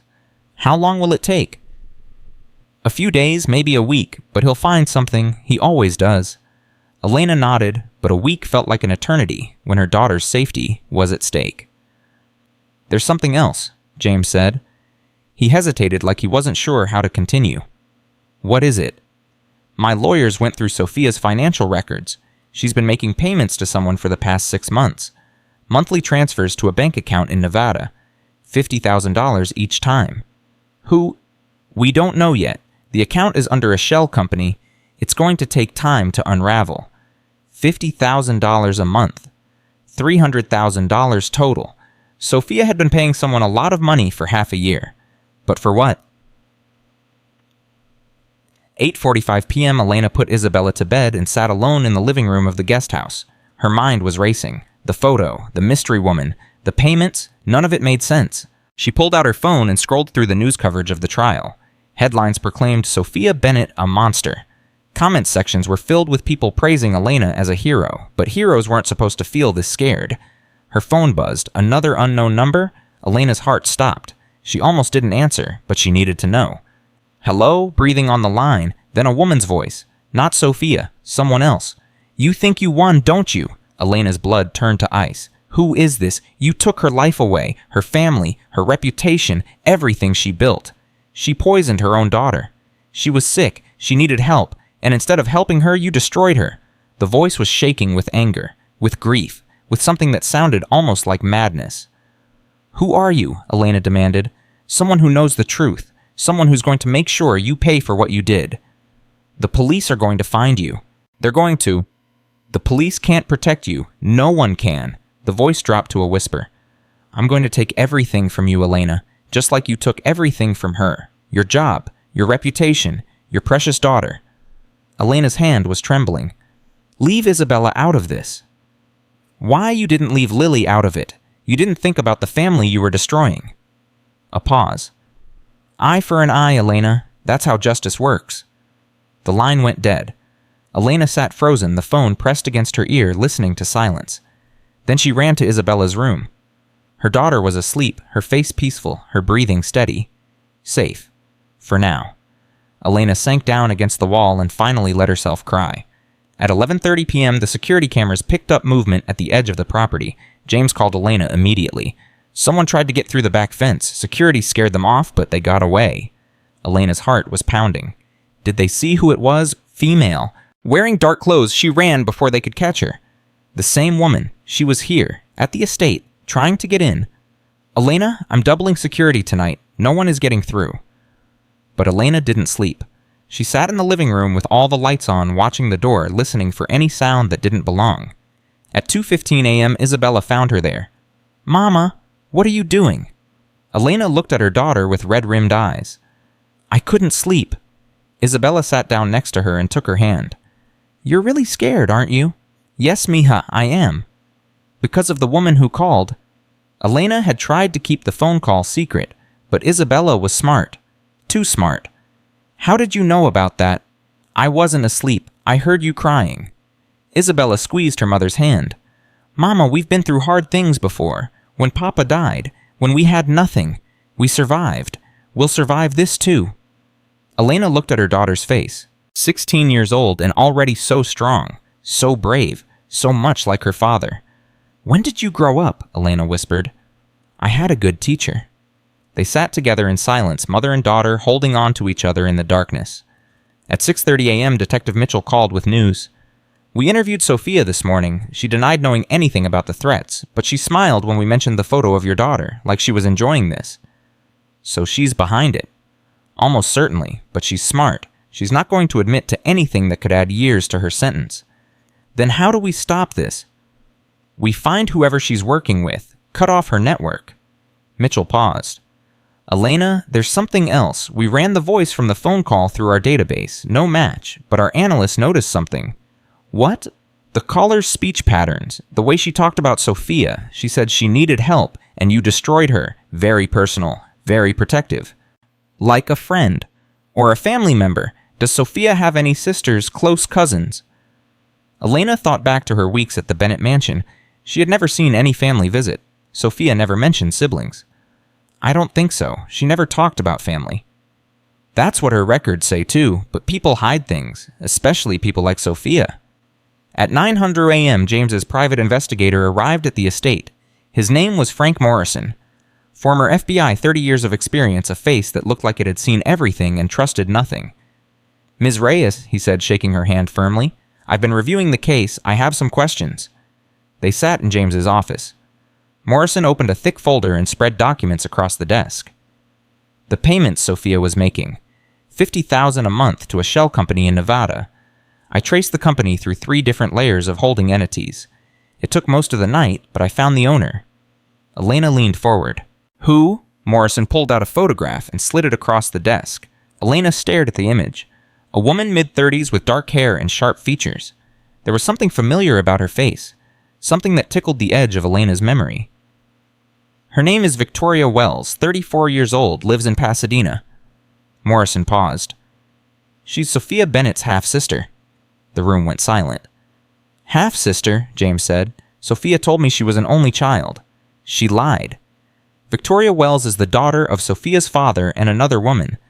They share the same father but different mothers, born just 18 months apart." Elena picked up the photograph and studied the face. Now she could see it. The same bone structure, the same sharp eyes, different coloring but unmistakably related. "This is the woman who's been following Isabella, who tried to break into the estate." "Almost certainly." Morrison pulled out another document. "Victoria Wells has a history. Arrests for stalking, restraining orders from 2 former boyfriends, psychiatric hospitalizations. She's unstable and obsessive." "And Sophia was paying her $50,000 a month," Elena said slowly. "For what?" "My guess insurance. Sophia knew she might get caught eventually. She needed someone on the outside who would do anything for her. Someone loyal. Someone dangerous. Someone who would come after witnesses if things went wrong." Morrison nodded. "You're not just a witness, Ms. Reyes. You're the person who destroyed Sophia's life. In Victoria's mind, that makes you the ultimate target." At 11:15 a.m. Detective Mitchell put out an arrest warrant for Victoria Wells. But when officers arrived at her apartment in Pasadena, it was empty, clothes were gone, the refrigerator was cleaned out, she had vanished. "She knew we were coming," Mitchell said over the phone. "She must have been monitoring the case somehow. Maybe she has contacts. Maybe she hacked our systems. We're looking into it." "So she's out there, free, still hunting us." "We have every patrol car in the county looking for her. We'll find her." But Elena had stopped believing in reassurances. Victoria Wells had been planning this for months. She wasn't going to make herself easy to find. At 1:30 p.m., Elena's phone rang again. Unknown number. Her stomach dropped, but she answered. "Did you find out who I am, Elena?" Victoria's voice was calm now, almost pleasant. "I knew you would eventually. You're smart. That's what makes this interesting." "The police are looking for you." "The police are looking in the wrong places. I'm not stupid. I've been planning this for a long time." Victoria laughed softly. "Sophia always said I was the smart one. She got the looks, I got the brains. Funny how things work out." "What do you want?" "I want justice. Sophia is my sister, my only family, and you took her away from me." "Your sister poisoned a baby, her own daughter." "Lily was fine. She was always fine. Sophia knew what she was doing." Victoria's voice cracked with anger. "You didn't see what our childhood was like. Our father ignored us. Our mothers competed for his attention. Sophia learned early that the only way to matter was to make people feel sorry for her. That doesn't excuse what she did. She was sick. She needed help, not prison. Victoria was breathing hard now. And you worthless cleaning woman, you ruined everything. You took my sister away. You put her in a cage. She put herself in that cage. No, you did. And now you're going to know how it feels, to lose everything, to watch your family suffer. Elena's blood ran cold. If you touch my daughter, I'm not going to touch her. Not directly. I'm going to do something worse. I'm going to take away her future, just like you took away Sophia's. The line went dead. Elena immediately called Detective Mitchell. She called again. She said she's going to do something to Isabella. Something about taking away her future. What does that mean? I don't know. Isabella's scholarship, her college applications, I don't know. I'll increase protection around your daughter. In the meantime, stay close to her. Don't let her out of your sight. Elena hung up and ran to find Isabella. Her daughter was in the guest house bedroom working on her laptop. Mama, what's wrong now? I need to know. Your scholarship applications, your college documents, where are they? Isabella looked confused. Most of them are online, on the school's portal. Why? Elena felt her heart stop. Online. Accessible. Vulnerable. We need to check, right now. They logged into the school portal together. Elena watched as Isabella navigated to her student profile. Then Isabella went pale. Mama, something's wrong. Elena looked at the screen. Isabella's grades had been changed. A's replaced with F's. Perfect attendance replaced with dozens of absences. This isn't right, Isabella said, her voice shaking. I didn't fail anything. I've never missed a day. They checked her scholarship applications. Withdrawn. All of them. Status canceled by student request. I didn't do this, Isabella whispered. Mama, I didn't do this. Elena felt rage burning in her chest. Victoria hadn't come after Isabella physically. She had come after something worse. Her dreams, her future, everything Elena had worked for. We're going to fix this, Elena said, her voice hard. We're going to prove it wasn't you. At 3:40 p.m., they were at Lincoln High School sitting in the principal's office. Principal Williams was a kind woman in her 50s who had always supported Isabella, but even she looked troubled. I don't understand how this happened, she said, looking at the records. These changes were made from Isabella's own login, her own password. Someone hacked her account, Elena said. Someone is trying to destroy her future. That's a serious accusation, Ms. Reyes. We'd need evidence. I have evidence. My family has been receiving threats. Someone has been stalking us. The police are involved. Principal Williams hesitated. Even if that's true, we can't just change the records back without an investigation. The school board has procedures. How long will that take? Weeks, maybe months. Isabella made a sound of despair. The scholarship deadline is in 2 weeks. If my grades show F's, I'll be disqualified. Elena stood up. There has to be something you can do. I can flag the account for investigation. I can put a hold on any further changes. But reversing what's already been done... Principal Williams shook her head. I'm sorry, it's out of my hands. They drove back to the Bennett estate in silence. Isabella stared out the window, her face blank with shock. Everything she had worked for, every late night, studying every test she had aced, every dream she had built, was crumbling. Mama, she said finally, her voice small, what are we going to do? Elena gripped the steering wheel. We're going to fight, that's what we always do. But for the first time in her life, Elena wasn't sure they could win. At 6:00 p.m., James called an emergency meeting. Diana Crawford, Detective Mitchell, Frank Morrison, everyone gathered in James's office while Elena explained what had happened. Victoria Wells isn't just trying to hurt us, Elena said. She's trying to destroy everything we care about without getting her hands dirty. She hacked Isabella's school records. She ruined her scholarship chances. Can we prove it? Diana asked. The school says the changes came from Isabella's login. Unless we can trace the hack to Victoria's computer, we have nothing. Frank Morrison spoke up. I might be able to help with that. I have contacts who specialize in cybersecurity. If Victoria left any digital fingerprints, they'll find them. How long? 48 hours. Maybe less. The scholarship deadline is in 2 weeks, Elena said, and the school won't change anything without proof. Detective Mitchell leaned forward. Elena, we need to find Victoria. If we can arrest her, get her to confess, everything else falls into place. How do we find someone who doesn't want to be found? We use her weakness, Morrison said.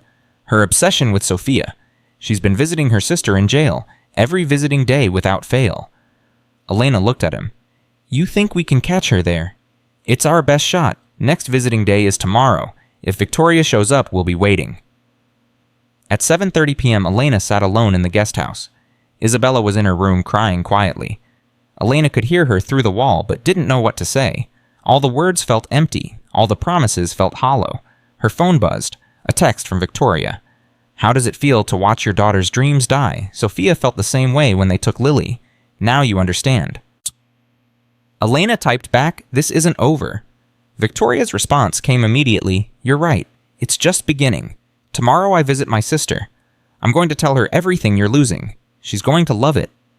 Elena stared at the message. Tomorrow. Victoria was going to the jail tomorrow. She forwarded the text to Detective Mitchell. She'll be at the jail tomorrow. Be ready. Mitchell's reply, we will be. Elena put down her phone and closed her eyes. Tomorrow. Everything would change tomorrow. At 10:00 a.m. the next morning, Victoria Wells walked into the Los Angeles County Women's Detention Center. She signed in at the front desk, showed her ID passed through security. She had done this a dozen times before. The guards knew her face. She sat down in the visiting room and waited for Sophia to be brought out. She never saw the plainclothes officers positioned around the room, never noticed the security cameras being monitored from a separate location, never realized that every exit was covered. When Sophia appeared, she was smiling. They talked through the glass partition, their voices muffled but their expressions clear. Victoria leaned close to the glass. I destroyed her daughter's school records, her scholarship, everything she worked for. Sophia's smile widened. I'm going to keep going, Victoria continued, until she feels every bit of pain you're feeling, until she loses everything. That was when Detective Mitchell gave the signal. 3 officers converged on Victoria simultaneously. She screamed as they grabbed her arms, twisted them behind her back, slammed handcuffs on her wrists. Victoria Wells, you're under arrest for stalking, harassment, computer fraud, and conspiracy. You have the right to remain silent. Victoria struggled, her eyes wild. You can't do this. I didn't do anything wrong. Through the glass, Sophia watched with an unreadable expression. Then slowly she smiled. Not at Victoria. At the officers. At the cameras. At everyone. Because even in defeat, she was still playing games. At 11:45 a.m., Elena got the call. We got her, Detective Mitchell said. Victoria's in custody. She's not getting out. Elena sank into a chair, her legs suddenly weak. It's over. Her part of it. We're searching her apartment now. If she kept any evidence of the hacking, we'll find it. 3 hours later, they found everything. Victoria had documented everything. Screenshots of Isabella's changed grades, records of the scholarship withdrawals, even a journal detailing her plans. It's enough to reverse everything, Diana Crawford told Elena. The school will have to restore Isabella's records. Her scholarships will be reinstated. Elena felt tears running down her face. Thank you all. At 4:00 p.m., Elena found Isabella in her room and told her the news. Isabella didn't say anything at first. She just stared at her mother with wide eyes. Then she threw her arms around Elena and sobbed. It's okay, mija, Elena whispered, holding her tight. It's over. You're going to be okay. I was so scared, Mama. I thought I lost everything. You didn't lose anything. You're still the same brilliant girl, the same hard worker, the same dreamer. Elena pulled back and looked at her daughter's face. Nothing can take that away from you. Nothing. Isabella wiped her eyes. What happens now? Now we wait. Sophia's trial is in 3 months. Victoria's trial after that. They're both going to prison for a very long time. And us, Elena smiled. Us? We're going to be fine. Better than fine. At 6:30 p.m., James came to the guest house with champagne. A small celebration, he said, pouring glasses for everyone. We deserve it. They raised their glasses. Elena, Isabella, James. To justice, James said. To family, Isabella added. Elena looked at both of them. These 2 people who had become so important to her. One she had known for 16 years. One she had known for barely 2 months. But both felt like family now. To courage, Elena said, and to never giving up. They drank. Outside, the sun was setting over Beverly Hills. The sky was painted orange and pink, beautiful and peaceful. But Elena knew that peace was fragile, that evil could hide in beautiful places, that monsters could wear human faces. She had learned that lesson the hard way, and she would never forget it. At 9:00 p.m., Elena tucked Isabella into bed. Mama, Isabella said sleepily. Do you think things happen for a reason? Elena thought about the question. She thought about all the paths that had led her here. Cleaning houses for strangers, working for the Bennetts, finding the bottle in the trash. I think we make our own reasons, she said finally. Bad things happen, good things happen. What matters is what we do with them. You turned a bad thing into a good thing. We did, together. Isabella smiled and closed her eyes. Within minutes, she was asleep. Elena stood in the doorway and watched her daughter breathe. This was worth everything. Every risk, every fear, every moment of doubt. Her daughter was safe. Her daughter's future was secure. Her daughter was going to have every opportunity Elena never had. That was all that mattered. Elena walked to the window and looked out at the night sky. Somewhere in a jail cell, Sophia Bennett was planning her next move. Somewhere in another cell, Victoria Wells was raging against the world. But here in this small guest house on a billionaire's estate, a mother and daughter were finally at peace. For now. 3 months passed. Spring arrived in Los Angeles with warm winds and blooming flowers. The city moved on from the scandal that had consumed the headlines. New stories took over. New tragedies. New heroes. New villains. But for Elena Reyes, the story was far from over. On March 15th at 8:00 a.m., she stood in front of the mirror in her bedroom at the Bennett Estate Guest House. Today was the day. Sophia Bennett's criminal trial was beginning, and Elena was the star witness. Isabella appeared in the doorway. Mama, are you ready? Elena looked at her reflection. The woman staring back at her was different from the one who had started working at the Bennett mansion 6 months ago.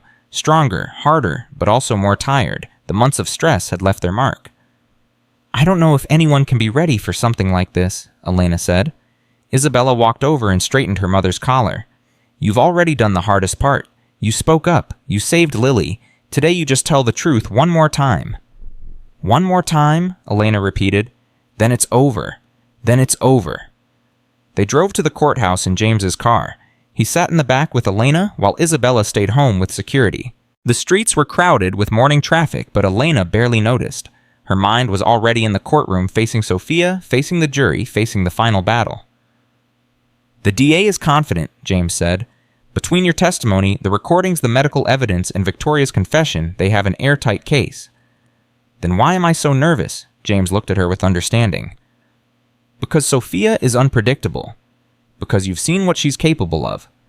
Because even when you know you're going to win, facing evil is never easy. Elena nodded. That was exactly it. At 9:15 a.m., they arrived at the Los Angeles County Superior Court. The crowd outside was even bigger than it had been at the custody hearing. Reporters from every major network, cameras everywhere, protesters holding signs. Some called Sophia a monster. Others inexplicably called her a victim of the system. Elena kept her head down as security escorted her inside. She didn't want to see any of it. She just wanted this to be over. The courtroom was packed. Every seat was filled. People lined the walls, craning their necks to see. This was the trial everyone had been waiting for. The beautiful Beverly Hills mother who poisoned her own baby for attention. The cleaning lady who had brought her down. Elena took her seat behind the prosecution's table. Diana Crawford was there too, serving as a consultant for the DA. She gave Elena's hand a quick squeeze. You've got this, Diana whispered. Just like before. Then the bailiff called out those familiar words. All rise. The Honorable Judge William Hayes, presiding. The judge entered, an older man with white hair and sharp eyes. He had a reputation for being tough, but fair. Elena hoped that reputation was accurate. Be seated, Judge Hayes said. We're here today for the trial of Sophia Marie Bennett, charged with felony child abuse, aggravated assault on a minor, and conspiracy. Mrs. Bennett, how do you plead? Sophia stood. She was wearing a simple blue dress, her hair pulled back, her makeup minimal. The perfect picture of a wrongly accused woman.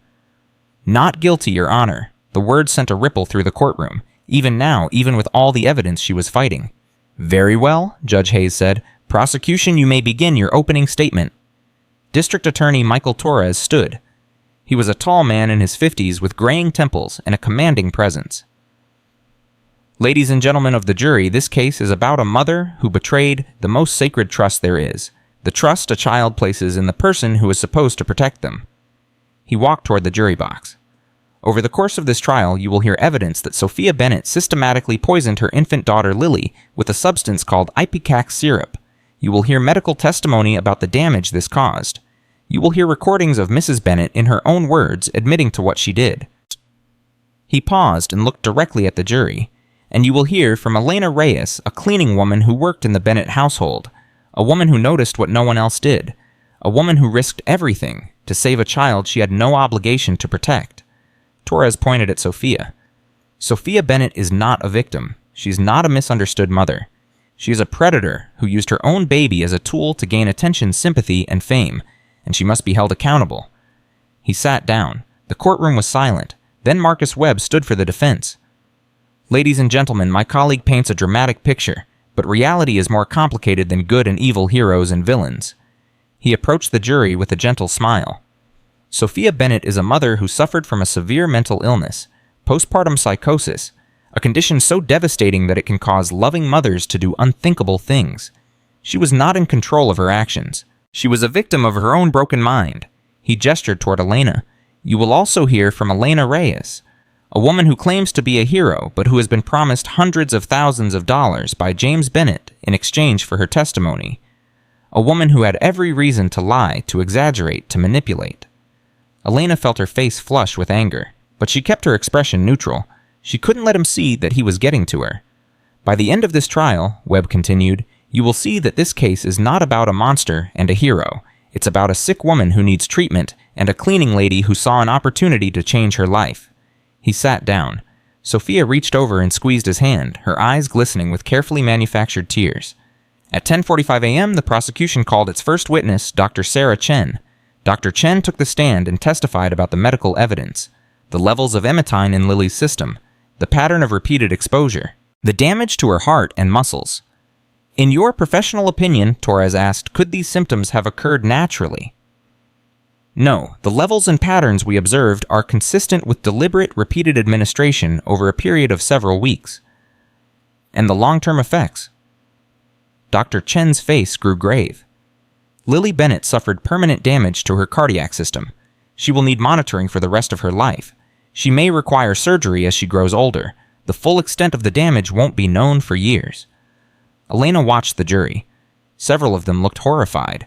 One woman was crying silently. Webb's cross-examination was aggressive. He questioned the testing methods suggested contamination implied that other factors could explain the results. But Dr. Chen held firm. She had decades of experience and mountains of evidence on her side. When she stepped down, the damage was done. The jury had heard the medical truth. At 12:30 p.m., the court broke for lunch. Elena couldn't eat. She sat in a small conference room with Diana Crawford, staring at the wall. You're up this afternoon, Diana said. Webb is going to try everything he tried at the custody hearing, and probably some new tricks, too. I know. Remember what I told you. Stay calm. Tell the truth. Don't let him make you angry. I know. Diana looked at her with concern. Elena, are you okay? Elena thought about the question. Was she okay? She had been living with fear and stress for months. She had watched her daughter's future nearly destroyed. She had faced threats and stalkers and a woman who wanted to hurt everyone she loved. I'm tired, Elena said finally. I'm tired of being scared. I'm tired of fighting. I just want this to be over. It will be, soon. Just get through today. Elena nodded. Just get through today, one more time. At 2:00 p.m., Elena Reyes was called to the stand. She walked to the witness box, her legs steady, her head high. She placed her hand on the Bible and swore to tell the truth. Then she sat down and faced the courtroom. Sophia was staring at her from the defense table. Those cold eyes, that calculating expression. Even now, even in this moment, Sophia was trying to intimidate her. Elena stared back. She was not afraid anymore. Torres began with simple questions. How long had Elena worked at the Bennett household? What were her duties? When did she first notice something was wrong with Lily? Elena answered calmly and clearly, just as she had practiced. She described finding the first bottle, the changes in Lily's behavior, the locked cabinet with more bottles, and the notebook with dosages. And what did you do when you found this evidence? Torres asked. At first, nothing. I was scared. Mrs. Bennett is powerful. I'm nobody. Who would believe me? What changed your mind? Elena paused. She looked at the jury, at their faces, at their eyes, waiting for her answer. I heard Mrs. Bennett on the phone. She was talking about taking Lily to the hospital like it was a publicity event. She laughed about it. She said tragedy sells. She turned to look directly at Sophia. And I recorded it. Torres played the recording for the jury. Sophia's voice filled the courtroom, cold and calculating, talking about dosages and photographers and attention. When it ended, several jurors were shaking their heads in disgust. One man looked like he wanted to be sick. "Thank you, Ms. Reyes," Torres said. "No further questions." Then it was Webb's turn. He stood slowly, buttoning his jacket, taking his time. He wanted Elena to feel the pressure of waiting. "Ms. Reyes, you testified that you were scared of Mrs. Bennett. Scared of her power, her connections. Is that correct?" "Yes."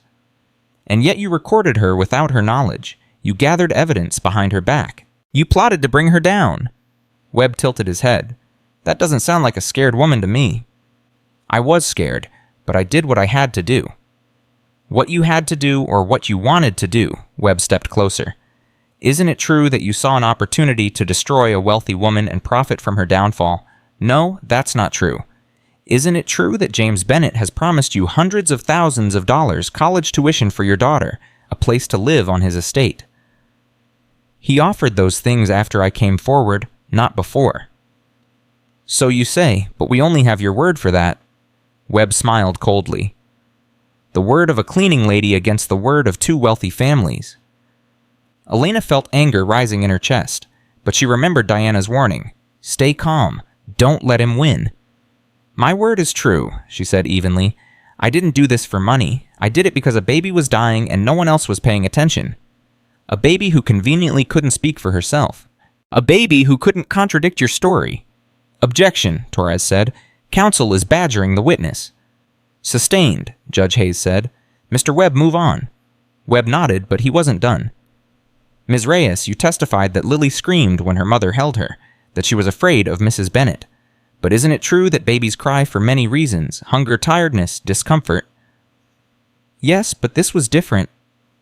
"Different how you're not a doctor, you're not a child psychologist, you're a cleaning lady. What makes you qualified to interpret a baby's behavior?" Elena felt something snap inside her. Not anger, something else, clarity. "I'm a mother," she said.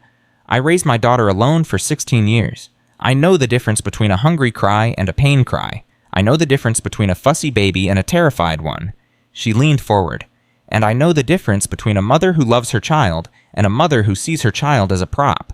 You can call me a cleaning lady all you want, Mr. Webb, but I saw the truth. I recorded the truth, and that truth is going to put your client in prison." The courtroom went silent. Webb's smile faltered. "No further questions," he said, and sat down. Elena stepped off the witness stand. Her heart was pounding, but her hands were steady. She had done it. She had faced the monster one more time, and she had won. At 4:30 p.m., the prosecution called its final witness, James Bennett. James took the stand, looking like a man who had aged a decade in 6 months. He testified about his marriage, his blindness, his guilt. He described the moment Elena had shown him the recording, the moment his world had shattered. "Mr. Bennett," Torres asked, "what is your relationship with your wife now? I filed for divorce the day after the custody hearing. I haven't spoken to her since."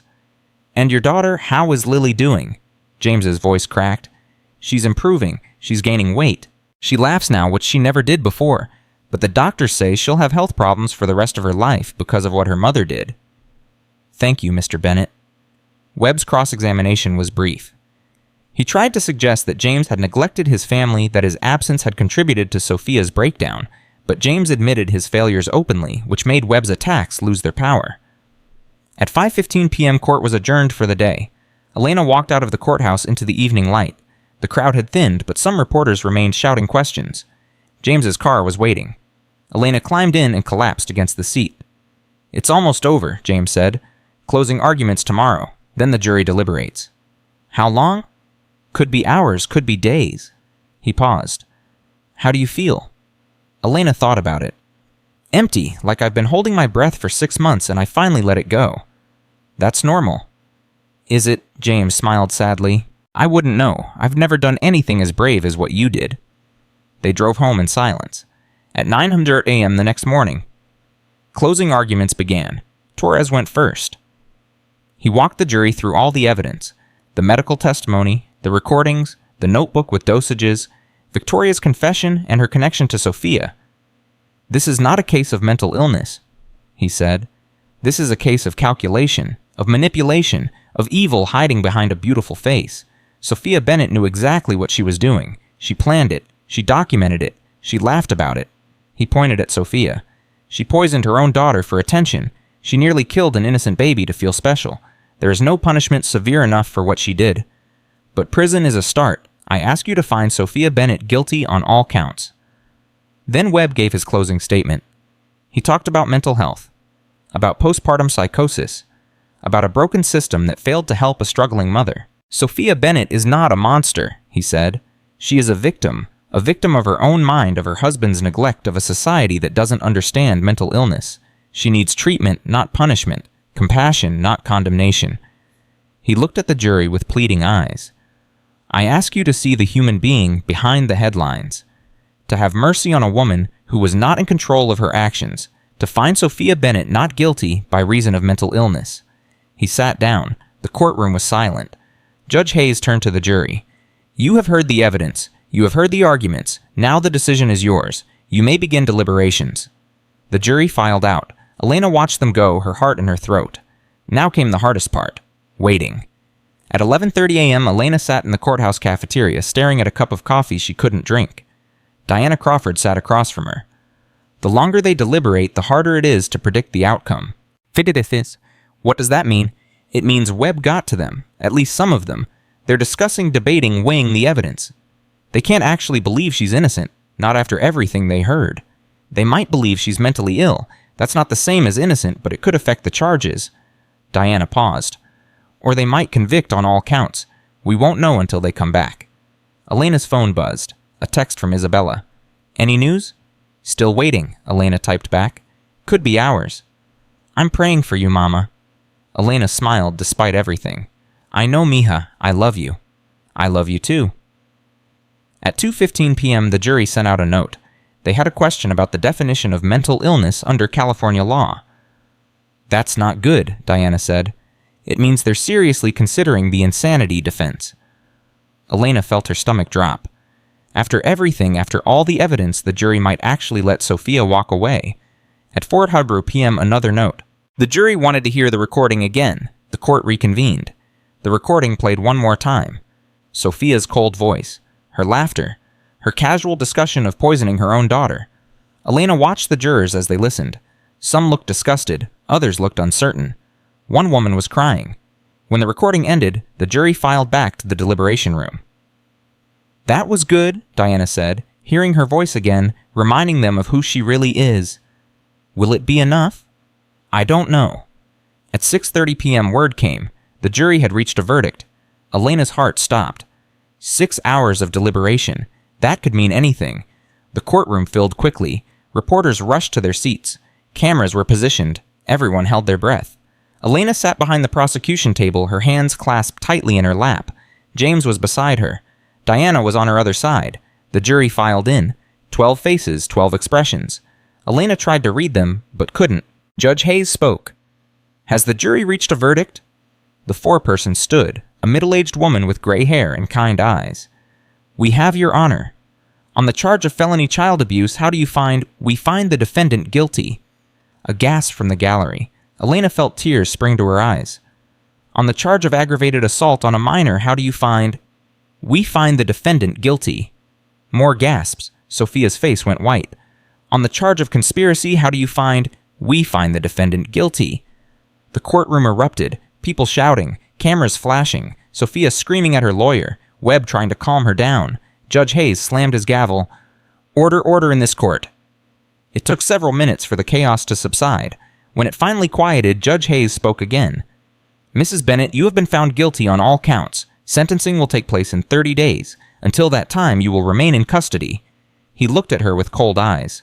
I have presided over many trials in my career. I have seen many terrible things, but I have never seen anything as calculated, as cruel, as utterly devoid of humanity as what you did to your own daughter. He shook his head. You do not deserve the title of mother. You do not deserve sympathy or mercy. You deserve every day of the sentence I'm going to give you. He slammed his gavel one final time. Court is adjourned. At 7:15 p.m., Elena walked out of the courthouse into the evening air. The crowd outside was cheering. People were holding signs that said, Justice for Lily and Thank you, Elena. Reporters were shouting questions, but Elena barely heard any of it. She was looking at the sky, at the sun setting over the city, at the world that suddenly felt lighter. James found her in the crowd. His eyes were red from crying. "It's over," he said. "It's finally over." Elena nodded. She couldn't speak. The emotions were too big for words. James hugged her. Right there in front of everyone, in front of the cameras, he held her tight. "Thank you," he whispered courteously. "Thank you for saving my daughter." Elena hugged him back. "Thank you for believing me." At 8:30 p.m., Elena arrived home to find Isabella waiting on the porch. Her daughter ran to her and threw her arms around her. "I saw it on TV, guilty on all counts, Mama, you did it." Elena held her daughter tight. 16 years old. So smart, so strong. So much like her father. "We did it," Elena said. "Together?" They went inside. The guest house that had been their refuge for months. The small kitchen, the 2 bedrooms, the living room where they had held each other through the darkest nights. "Mama," Isabella said, "what happens now?" Elena thought about the question. For 6 months, her entire life had been consumed by this battle. Every thought, every action, every moment it had been about surviving, about fighting, about protecting. Now it was over, and she had no idea what came next. "I don't know," she admitted, "but I think that's okay. We'll figure it out. We always do." Isabella smiled. Together? Always together. 1 month later, Sophia Bennett was sentenced to 15 years in prison. Elena was in the courtroom when the judge delivered the sentence. She watched Sophia's face crumble. She watched the officers lead her away in handcuffs. She watched the door close behind her. It was supposed to feel like victory, like triumph, like justice. But Elena felt only sadness. Sadness for Lily, who would grow up without a mother. Sadness for James, who had lost the woman he thought he loved.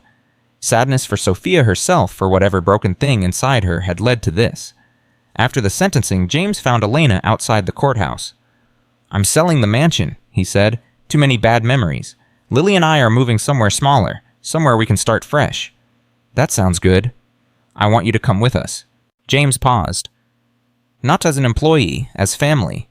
You and Isabella. I have enough room. Lily adores you. We could start over together."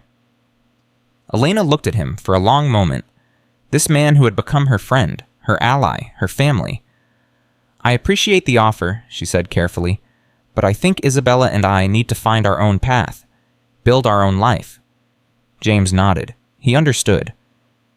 "The college fund is still yours," he said. "No matter what, that's not negotiable." "James, Elena." He took her hand. "You gave me back my daughter. You gave me back my life. There is nothing you could ask for that I wouldn't give. Please, let me do this." Elena felt tears in her eyes. "Okay, thank you." "No, thank you." 3 months later, Isabella graduated from high school as valedictorian. Elena sat in the audience crying happy tears as her daughter walked across the stage. The governor's scholarship, full ride to UCLA, everything they had dreamed of. When Isabella gave her speech, she looked directly at her mother. "I want to thank the woman who taught me everything I know about courage," Isabella said. "My mother, Elena Reyes. She came to this country with nothing. She worked harder than anyone I've ever known. And when she saw a child in danger, she risked everything to save her." Isabella's voice cracked. "Mama, you taught me that doing the right thing is more important than doing the safe thing. You taught me that courage isn't the absence of fear, it's being afraid and doing it anyway. You taught me that one person, even a person the world calls nobody, can change everything." She smiled through her tears. "I'm going to law school. I'm going to spend my life helping people who don't have a voice, and it's all because of you. Thank you, Mama, for everything." The audience erupted in applause. Elena was crying so hard she could barely see, but she had never been happier in her entire life. 6 months after that, Elena received an unexpected visitor. She was living in a small apartment near UCLA, close enough to visit Isabella on weekends. She had a new job working as a patient advocate at a children's hospital. She helped families navigate the system, fought for children who couldn't fight for themselves. It was good work, important work, work that mattered. The knock on her door came at 3:00 p.m. on a Saturday afternoon. Elena opened it and found James standing there with Lily in his arms. Lily was almost 2 now. Chubby cheeks, bright eyes, a smile that could light up a room. She looked nothing like the pale, hollow baby Elena had first held in that nursery. "Someone wanted to see you," James said. Lily reached for Elena immediately. Lena. Elena took her, feeling that familiar weight, that familiar warmth. The baby who had changed her life. "She asks about you every day," James said, points at your picture and says your name. Elena felt tears in her eyes. "I missed you too, pequeña." They went inside. James updated her on Lily's health. The doctors were optimistic. The damage to her heart was manageable. She would need regular checkups, maybe surgery when she was older, but she was going to be okay. "She's a fighter," James said, "just like someone else I know." Elena laughed. "She's stronger than I ever was." "I don't believe that." James looked at her seriously. "Elena, I've met a lot of people in my life. Powerful people, important people, but I've never met anyone with your courage, your integrity, your heart." He paused. "You changed my life. You changed Lily's life. You changed everything, and I will be grateful to you until the day I die." Elena didn't know what to say, so she just held Lily and let the moment wash over her. This was why she had done it. Not for money, not for recognition, for this little girl in her arms, for this life that had been saved. It was worth everything, every sleepless night, every moment of terror, every threat, and every danger. It was worth it all. That evening, after James and Lily left, Elena sat alone in her apartment. She thought about the journey she had taken, from invisible cleaning lady to the woman who had brought down a monster, from nobody to somebody, from afraid to brave. She thought about Sophia rotting in a prison cell, about Victoria facing her own trial, about all the people who had doubted her, dismissed her, underestimated her. She thought about her mother who had died when Elena was young, who had told her to always do the right thing, even when it was hard. She thought about her husband, who had died in a construction accident 12 years ago, who had believed in her when no one else did. She thought about Isabella, who was going to change the world, who was going to help people just like Elena had helped Lily, and she smiled, because she realized something. Something important, something true. She was not nobody. She had never been nobody. She was Elena Reyes, mother, fighter, survivor, hero, and she was just getting started. The phone rang. It was the hospital. Another family needed help. Another child needed someone to fight for them. Elena picked up the phone. "This is Elena. How can I help?" Because that's what heroes do. They answer the call. They show up. They fight for people who can't fight for themselves. Not because it's easy, not because it's safe, but because it's right. And in the end, that's all that matters. The world is full of monsters hiding behind beautiful faces, full of people who hurt the innocent and powerful people who look the other way. But the world is also full of people like Elena Reyes, ordinary people who see the truth and refuse to stay silent, people who risk everything to protect those who cannot protect themselves. These are the real heroes, not the ones with capes and superpowers, the ones with mops and cleaning supplies, the ones who scrub floors and fold laundry and notice things that nobody else bothers to see. Elena's story reminds us of a simple truth. Courage is not the absence of fear. It is the triumph over it. The brave person is not the one who does not feel afraid. The brave person is the one who conquers that fear. And sometimes, just sometimes, the person who changes everything is the one no one ever sees coming.